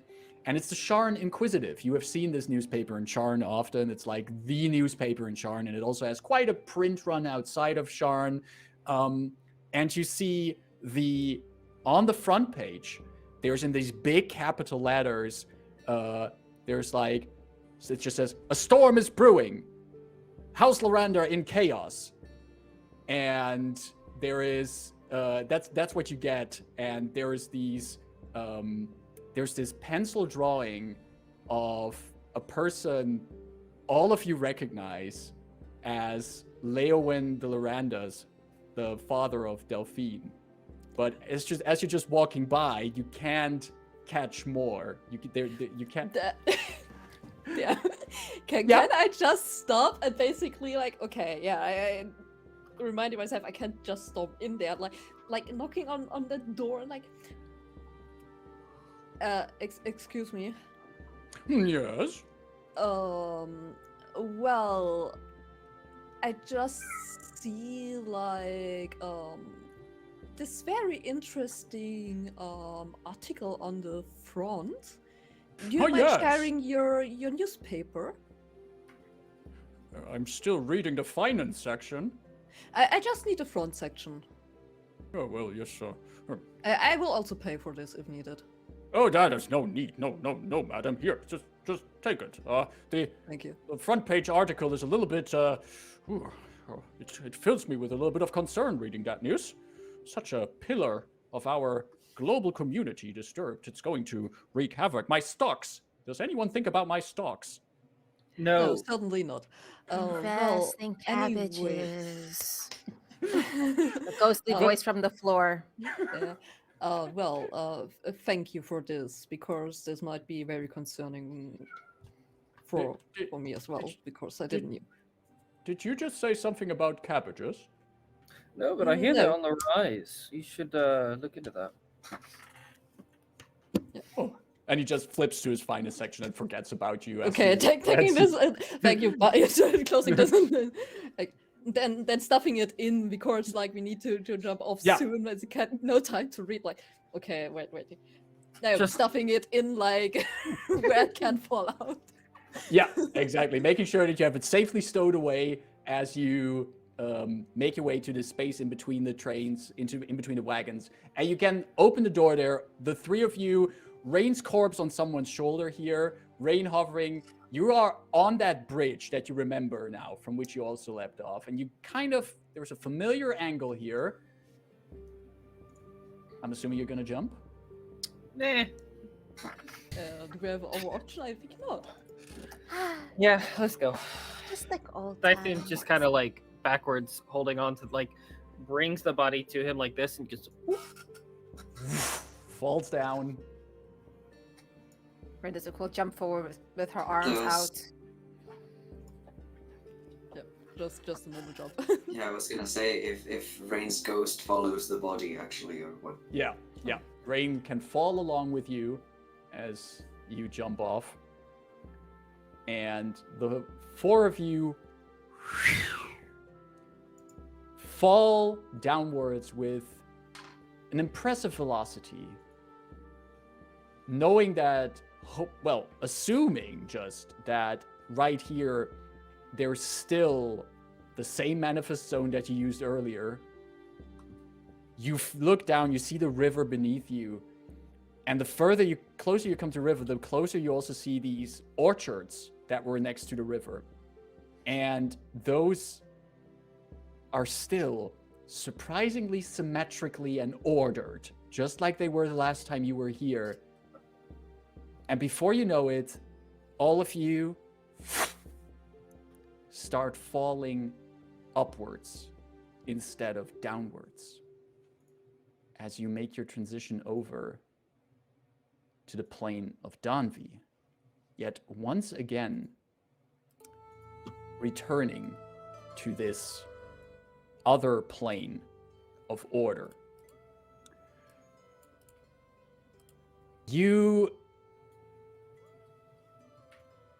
have this familiar sensation again of falling upwards, seeing these cubicle architecture everywhere, and eventually this time you land not too far away from this same building that you saw last time, this large cubicle building, large entrance gate, and you can see through the gate and see this gigantic clockwork machinery at the heart of it. You float, landing on your legs, as you see again these little machine creatures walking by, other celestial entities in conversation with each other, some of them looking up at you as you land. Rayn. Hi. Can you give me a charisma saving throw, please? Can try. You get a +2 because I'm in the near. Exactly. Oh. You have Delphine nearby. Do I though? Mentally, spiritually. That is a +2, dirty 20. 30-20. As you make your transitions, having an eye on your wrapped up body, you feel for a moment the sensation as if something is trying to push you back from here. Something is trying to restrain you. Oh no. But- And I just however I'm trying to falling forward, let's try to make a point at the end and try to pierce through somehow. And I'm you coming can. in. You're coming in, but you're landing way later than the rest of the party, your ghost, as something has taken your speed and slowed you down in the fall.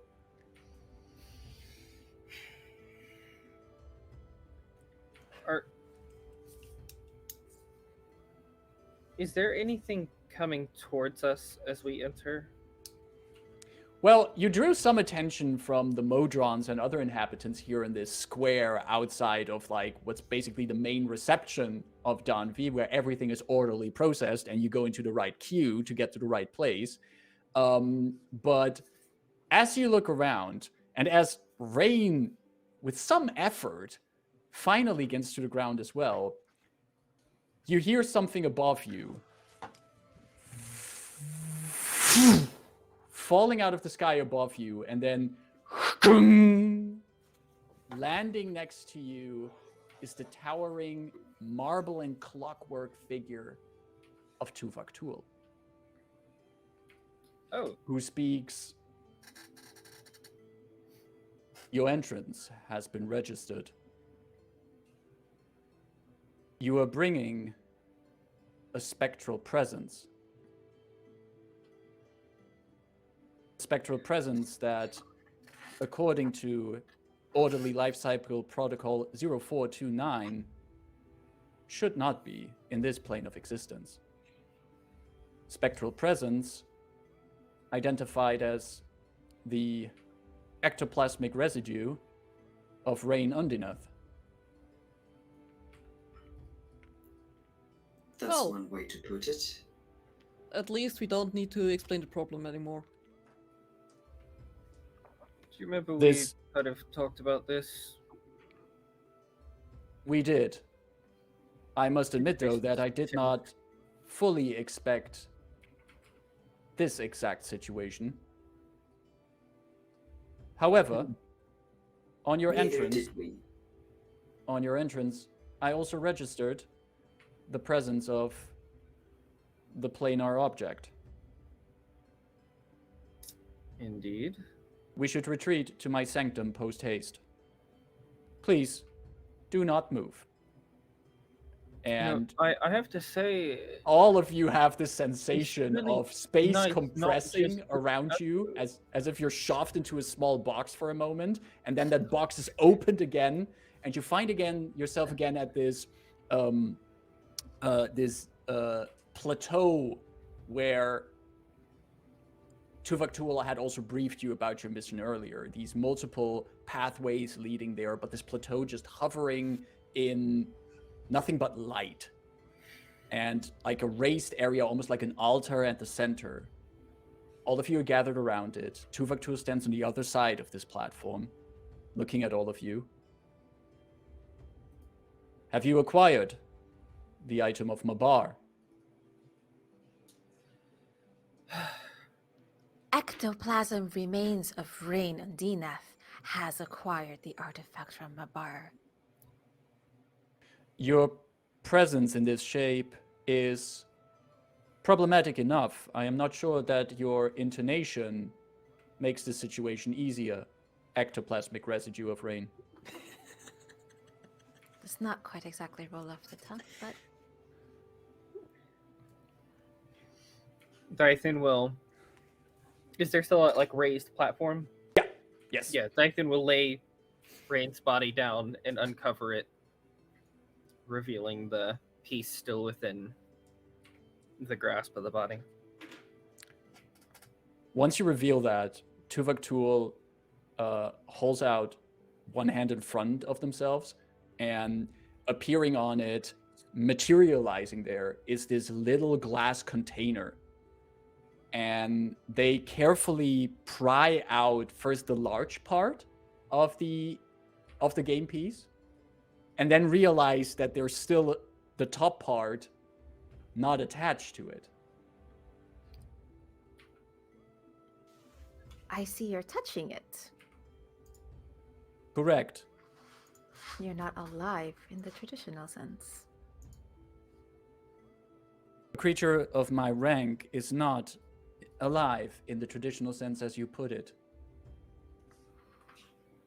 But neither are you currently in the traditional sense. Again, we don't have to explain the problem now.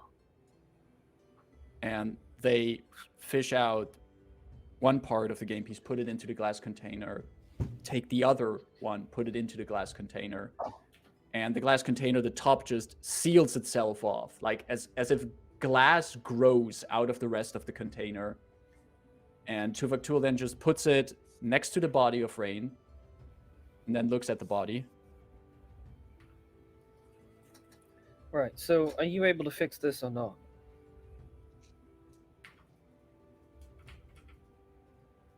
The cycle of life and death is part of a cosmic order that I am not ordained to interrupt. Your companion Rayn made a choice to interact with an object, a manifestation of death itself, ending the life part of her cycle. However, it is not fully a natural part of life and death to die through the forces of Mabar. And the presence of her ectoplasmic residue is proof of that there seems to be some issues with processing her departure. Protocol has not been followed.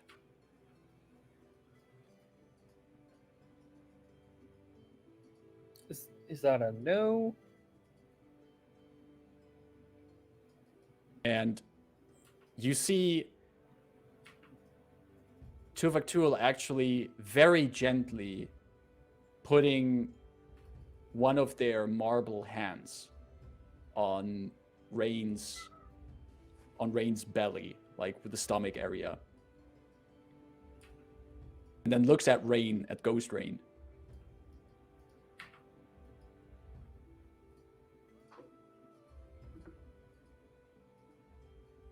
Your spirit must have gone to the plane of Mabar. Normally, I had an understanding with Mabar. For when I die, I will be able to walk the path back to the living. I have done much walking. and your ectoplasmic residue has ended up in the land of the living. There was some interference. Interference there was. This is not according to how the process should go.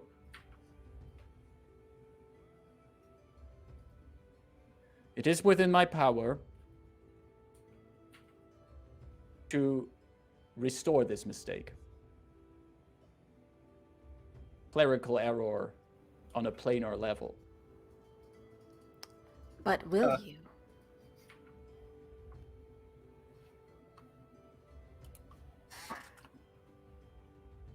I have no experience with what happens when a traditional life form is brought back on the plane of Mabar, on the plane of Daanvi.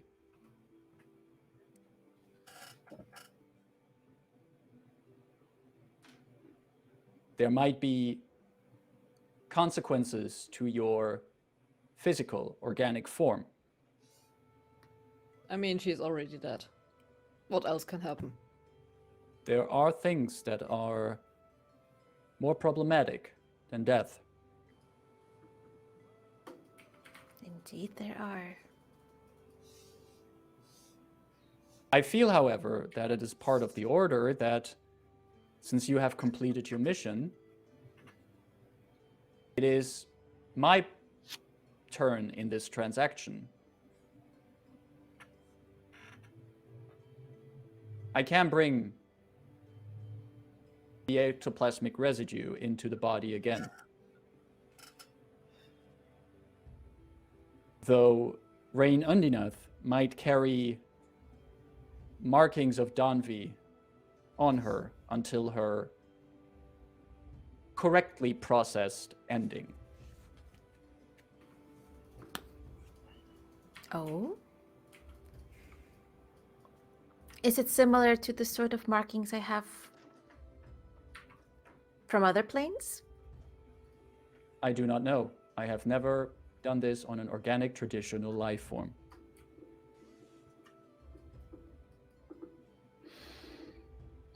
I am querying my databases and my libraries, and there is not any known documentation of a non-Daanvi inhabitant being restored in this way. Ooh, we're breaking ground. We're going into the unknown. And we're gambling it for a greater result. I'm in. I do not like this.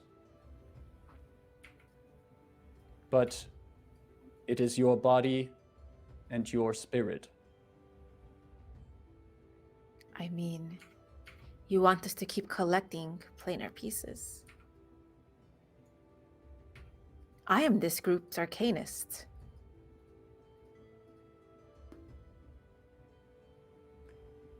Then this could be interesting study material for you as well.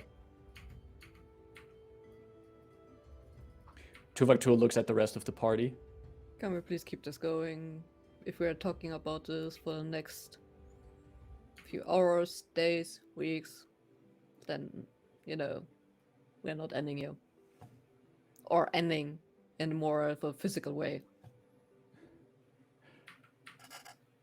Tuvaktul acknowledges that, and says, Rayn Undinath is in agreement with this procedure, though I am open to hear any concerns from you as her traveling companions. Delphine de Laranda has made it clear that she has no concerns and would like to expedite this process. What do Dythun, Straightail, Shadowmane, and Rebus, think of this.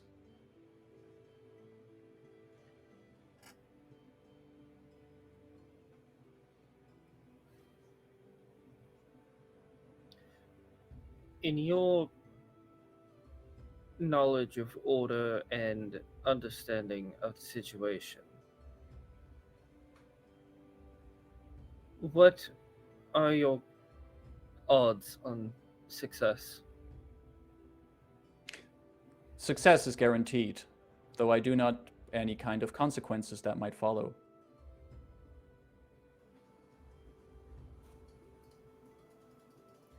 I think we need success before anything else. We can't do this without Rayn.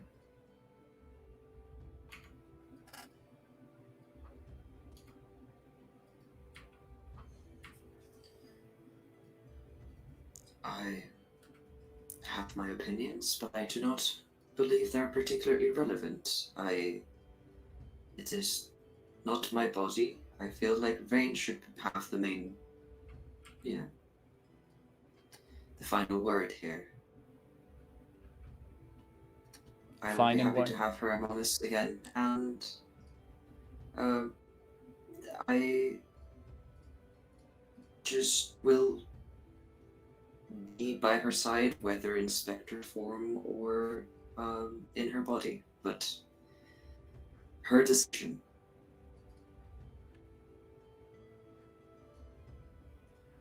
A wise approach, Rebus. Then, to expedite this, I shall reassemble soul and body. Please, anyone who is not of the plane of Daanvi, shield your eyes. The increase in light intensity goes beyond the healthy amount of lumen for an organic life form. Should we probably better leave? You can stay. Unorganics. Pointing to Rebus. Actually looks up at Rebus. Excellent point, Dythun Straightail Shadowmane. Rebus, Straightail, if they are so inclined, can observe.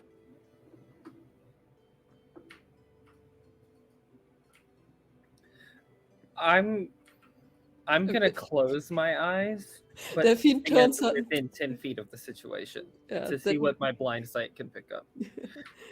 Delphine turns around and takes out actually the newspaper that she had snagged off.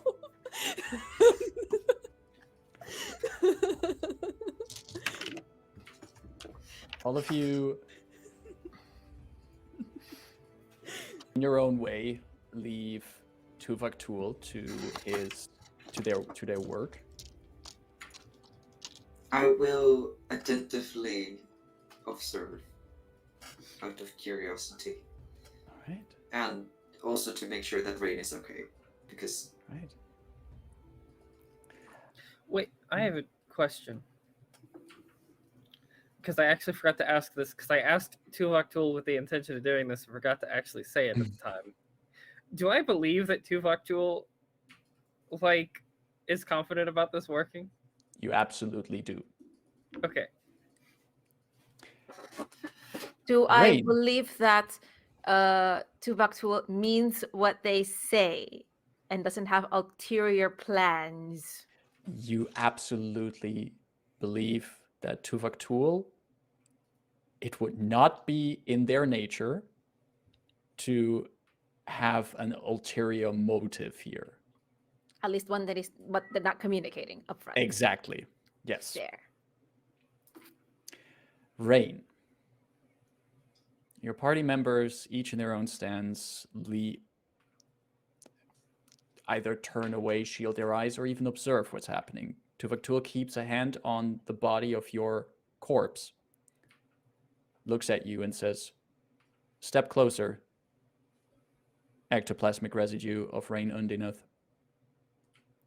All right. Rayn steps forward with her usual sort of overconfident demeanor, but there's a bit of trepidation if anyone can very carefully catch it. I shall reunite your ghost, your soul, with the body. This reintegration process shall be swift, but due to your organic nature, might be unpleasant. I apologize in advance for any discomfort.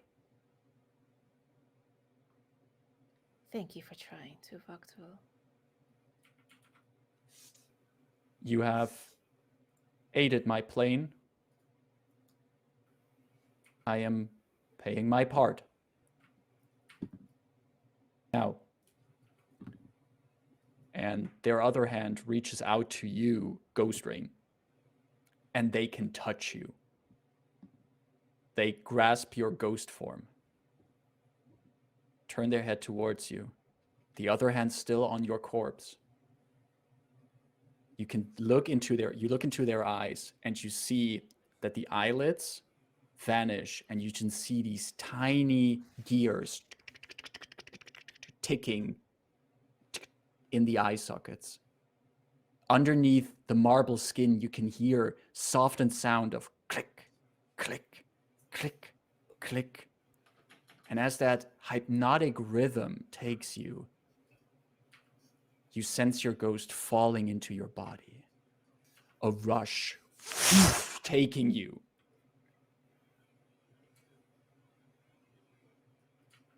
There's only darkness. Cold. And then that prickling on your fingertips. Warmth on your hands. But also in the background, tick, tick, tick, tick, tick. You see in the darkness slowly this gigantic clock appearing. The arms on the clock moving counterclockwise. Tick, tick, tick, tick. But then you hear the gears grinding against each other. Stopping. And something grasping for the clock. Something enveloping it, trying to pull it into that darkness. The clock pulls back. Strains itself loose from whatever tried to pull it back. Taking grows silent.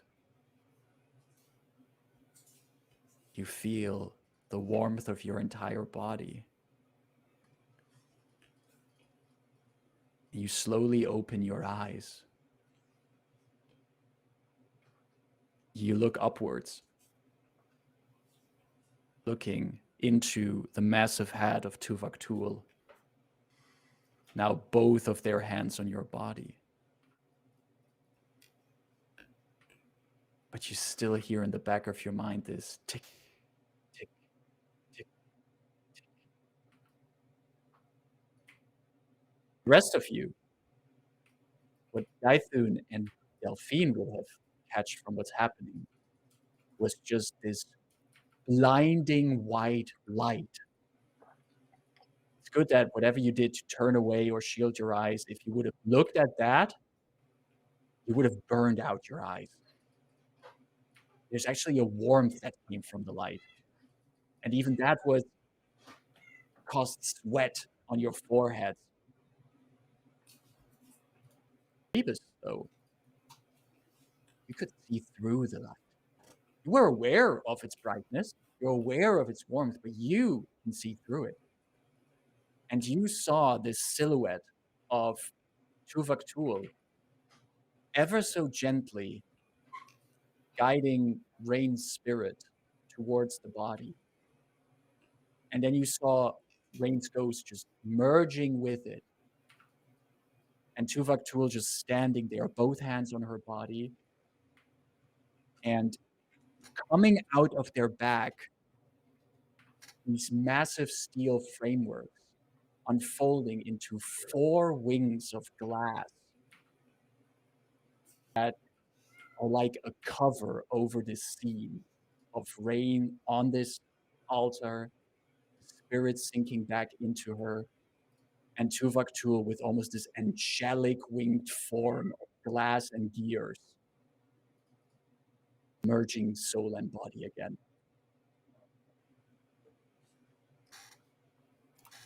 Light dims again. The wings fold themselves back in.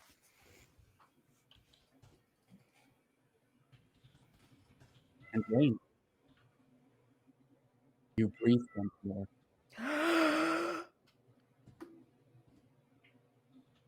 And that's where we're going to stop today's session. Or are we? Ah! Rayn,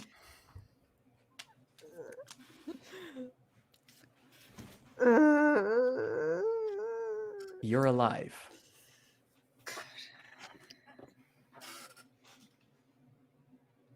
All of you can see that Rayn is moving. What do you do, party?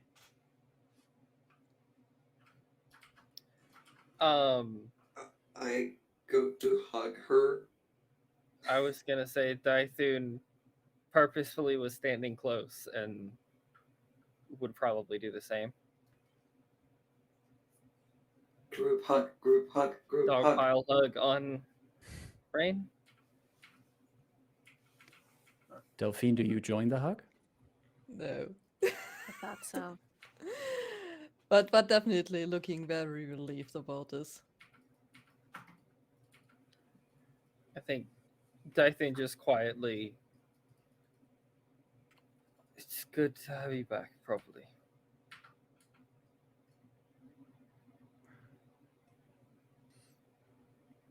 I think you hear like the tiniest pipsqueak of a crack in Rain's voice as he just says, "Thank you." Tuvok towers on the edge of this scene.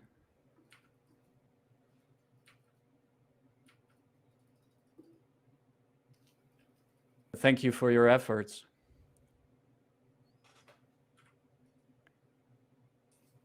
But I think for your own well-being,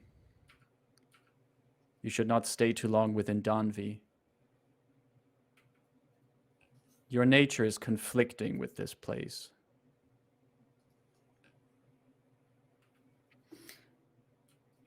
That sound.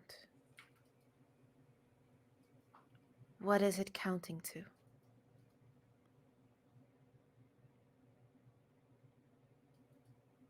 Your correctly ordained end.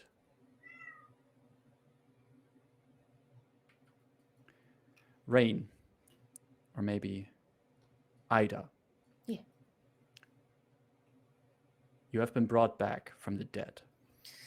A powerful spell cast on your character for no monetary cost. No resources in the material sense spent. But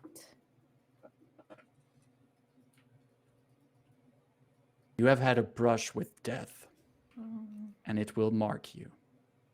You have been revived in Daanvi, a plane of order that is against unorderly resurrection. Starting from now, Rayn is already dead after 2 failed death saving throws instead of 3. okay.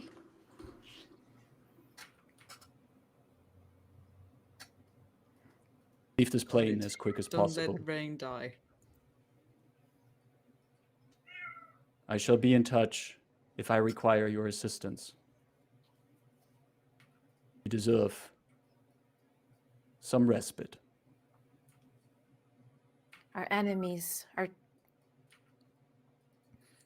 Those seeking what we seek are not resting.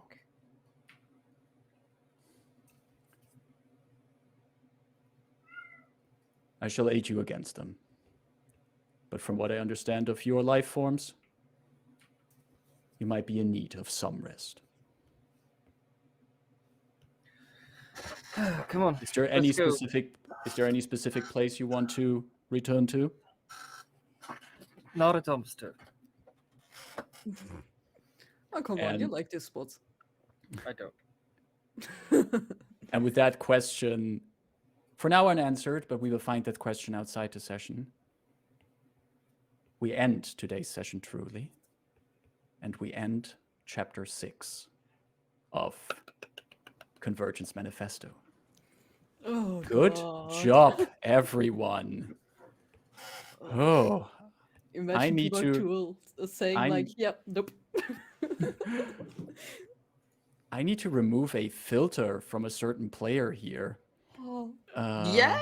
Whoop, we did whoop, whoop. And there she is again in full color. She's back!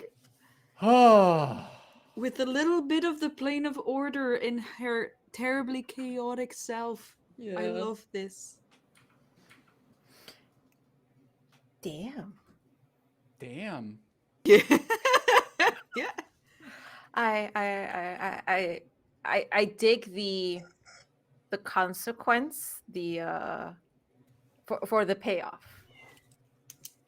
It was not something I took lightly in the moment. I recognize that even though there may have been a solution, we're sort of paying for it story-wise, emotional beat-wise, and I hoped that there would be something also mechanically, because there's payoffs.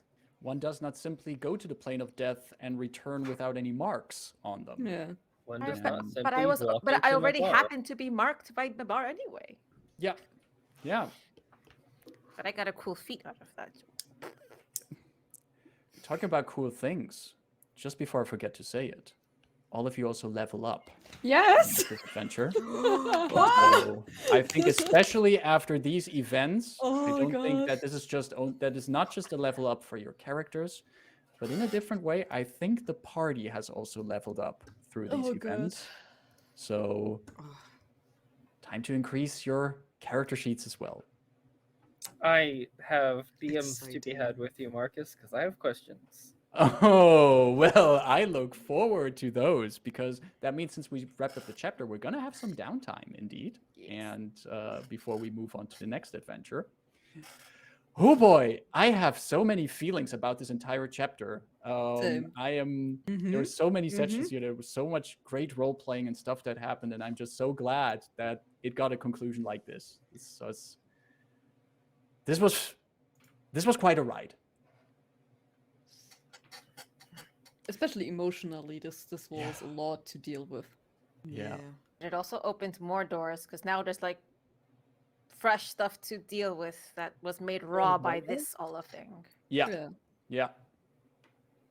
Yeah, I had to put that newspaper in there. Come on, you need to. You need to tell me what is in there! Yes! It was I mean, there Send to us the begin with. newspaper! We know we were there firsthand. Well, So it just firsthand, yeah. just to mention it, and it just occurred to me like last session. No one ever told Delphine how this went, how the end of this was. that is true. I don't Yes, think we did. did Rayn tell that. No, they Yes. didn't. They didn't said that Harald succeeded. Need to There was check the- never anything where that was told to Delphine. Need to double check that, but I'm pretty sure. I think Kara is right. I think that Delphine hasn't been updated on that info yet, but I need to double check the notes. She has also not questioned it. Yeah. So to say that, but last time I was like, wait a minute. Even Darian knows. Yeah. All right. Well, end of the chapter, level up, people back from the dead. It was a good ending here, and we're going to slowly wrap up here today as well. But before we head out, is there anything else going on for anyone in the coming week? And I'm just going to quickly look at the person who just got back from the dead.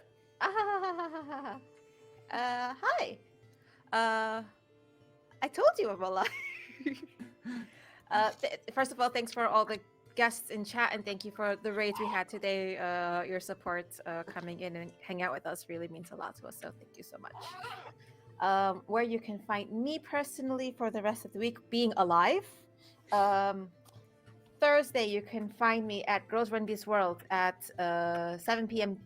GMT, playing Drama Llamas. I am a llama in the Llama universe, and we are in a reality TV llama show competing for prizes. I am Miss Congeniality. I want to be your friend, but I will cry if you are not my friend. Be my friend. That's Thursday. Friday, you can catch me again at Girls Run This World at 7:30 GMT, where I am playing Aliens RPG. My ship just got blown up. I'm the captain of a spaceship in the Aliens universe, and my ship just got blown up by a 900 level order. And I think the corpos blew up my ship, so I'm forced to continue working on this derelict spaceship that has creepy, crawly aliens. We call them space tigers on it. So I'm a little angry. I'm a little upset, and I might die. I might go out guns blazing, die. I hope, though. Whew. Friday, Saturday, playing Brinkwood with Diane at Balrog 1911. We are brigands going after vampire overlords. We just dealt them a pretty big blow. And we're in between forays right now. So if you want to see some cool plotting and some story building, definitely check us out there. That is at 7 p.m. GMT. And Monday, I think, I don't know if it was in chat, I think Monday we're going to be resuming a fun session of our Starfinder Cafe at Manipot Studios. So definitely check out Manipot Studios as well for confirmation on their Twitter there. And I play the happiest, dexiest, fastiest Skittermander. Imagine a 6-armed Ewok with the Force. Perfect. What a description to sum up the Skittermander. Alrighty. Anything else here? Anything coming up for anyone else in the coming week that I would like to give a shout out? Well, next week I will be on Manipot Studios. Playing Pathfinder. Yay! I have never played that system. Well, I've played in the world of Pathfinder with D&D rules, but I've never played the system itself. Ooh. So that will be Pathfinder- interesting. Pathfinder was my entry point into tabletop RPGs Nice. for about like 3 sessions, and then everyone stopped playing, and then Nice. When my entry point into tabletop RPGs was some sci-fi setting. I can't remember the system anymore. But I So we still can- remember the character to that. So we can also find Caro next week over on Manipot Studios, Yes. learning all about Pathfinder then. Nice. fun. And anything coming up, Serial, anything coming up for you next week? Anywhere we can find you? On your socials? No, not really. Just exactly. You can find me at Serial Snowwings practically everywhere. But I am just working on some commissions and some projects now, and I am very busy and just trying to get my life together. So sadly, not much out there. Just working hard at home. Yay. Glad to have you again with us today for a session then, and looking forward to having you in the future sessions here as well. And Austin, anything you would like to share? Or Weird, you said everywhere. I typed Serial Snowing to the MySpace, nothing showed up. No, I don't. I'm not doing anything yet. well, we can also find you on your socials in case we want to keep up with what you're doing. And we will find you here again on Horde of Tales when we pick up the next chapter of Convergence Manifesto. Talking yeah. about that. Marcus? Well, before I talk about myself, I totally forgot about like where you can also find everything else here from Horde of Tales, because we're here on Twitch. If you enjoyed what you saw today, thank you for being here. But if you enjoyed what you saw, you can always subscribe or follow us. If you have maybe, for example, an Amazon Prime subscription lying around, we would be very glad if you would share that with us. If you enjoy what we're doing, you can also find us on Twitter, where you can always find when we go live, what other kind of games we played. Link below. And you can also join our Discord, which you totally should, because we got Go look at the memes. memes. And we do have, you should totally come on there, because Serial just dropped one there, and it's hilarious. So join us, and also just to chat with us. Hey, I'm finishing the drawing of this drow character. Just give me a minute. Just one more reason to join You'll us on be the ready Discord. Yes. Link below there. I And heard there's if you some just pretty caught us cool here, Discord moderator admin people there too. They're pretty cool. and if you joined us here on session 49, you want to catch up with what we did sooner, you can go to our YouTube channel to catch all our VODs and also all the other games that we ran on this channel in the past, and also all the amazing cool shorts that we share there, which are the highlights of our game. And a quick, easy way, if you have friends who go like, hey, what is Horde of Tales about? Show them the shorts. That's a good summary of what we do. And you can find that all on youtube.com/Horde of Tales. Beautiful. I have been again today, Marcus, also known as the individual, here guiding these chaotic, fantastic characters through this adventure. You can find me also always here on Horde of Tales as I run this game. And coming Saturday, you can also find me on Manapod Studios. Like, it's almost like we live over there. You can find me in a Vampire the Masquerade 5th edition game, A Study in Ivory. We're continuing our vampiric plotting, and sooner or later, I fear for the consequences that my character will suffer. And if you want to see what I'm like as a player, check us out over there at Manapod Studios. With that being said, I thank all of you for playing once again. Thank you for running Now through this you chapter. show up. And I wish everyone in chat a great day. We're gonna go raiding. And we'll see you we're gonna raid, right? We're gonna raid, right? Yeah, we're gonna raid. Let's raid. Why are we going to raid? Let's go visit Fae Earth, who Let's go. hopefully has gotten over all their technical gremlins, because that's awful to have when you're especially Exactly. starting out streaming. So we're gonna show them some support and love. Exactly. We're gonna head over to Fae Earth, and thanks everyone for being with us today. Since this is the end of the chapter, we're not gonna have a session next week then, but you can continue our Convergence Manifesto adventures in 2 weeks. Follow us on our socials to keep track of what we're doing, and we're gonna see you very soon then. Bye! Bye to the raid. Be nice to Bye. them. To the Bye. raid!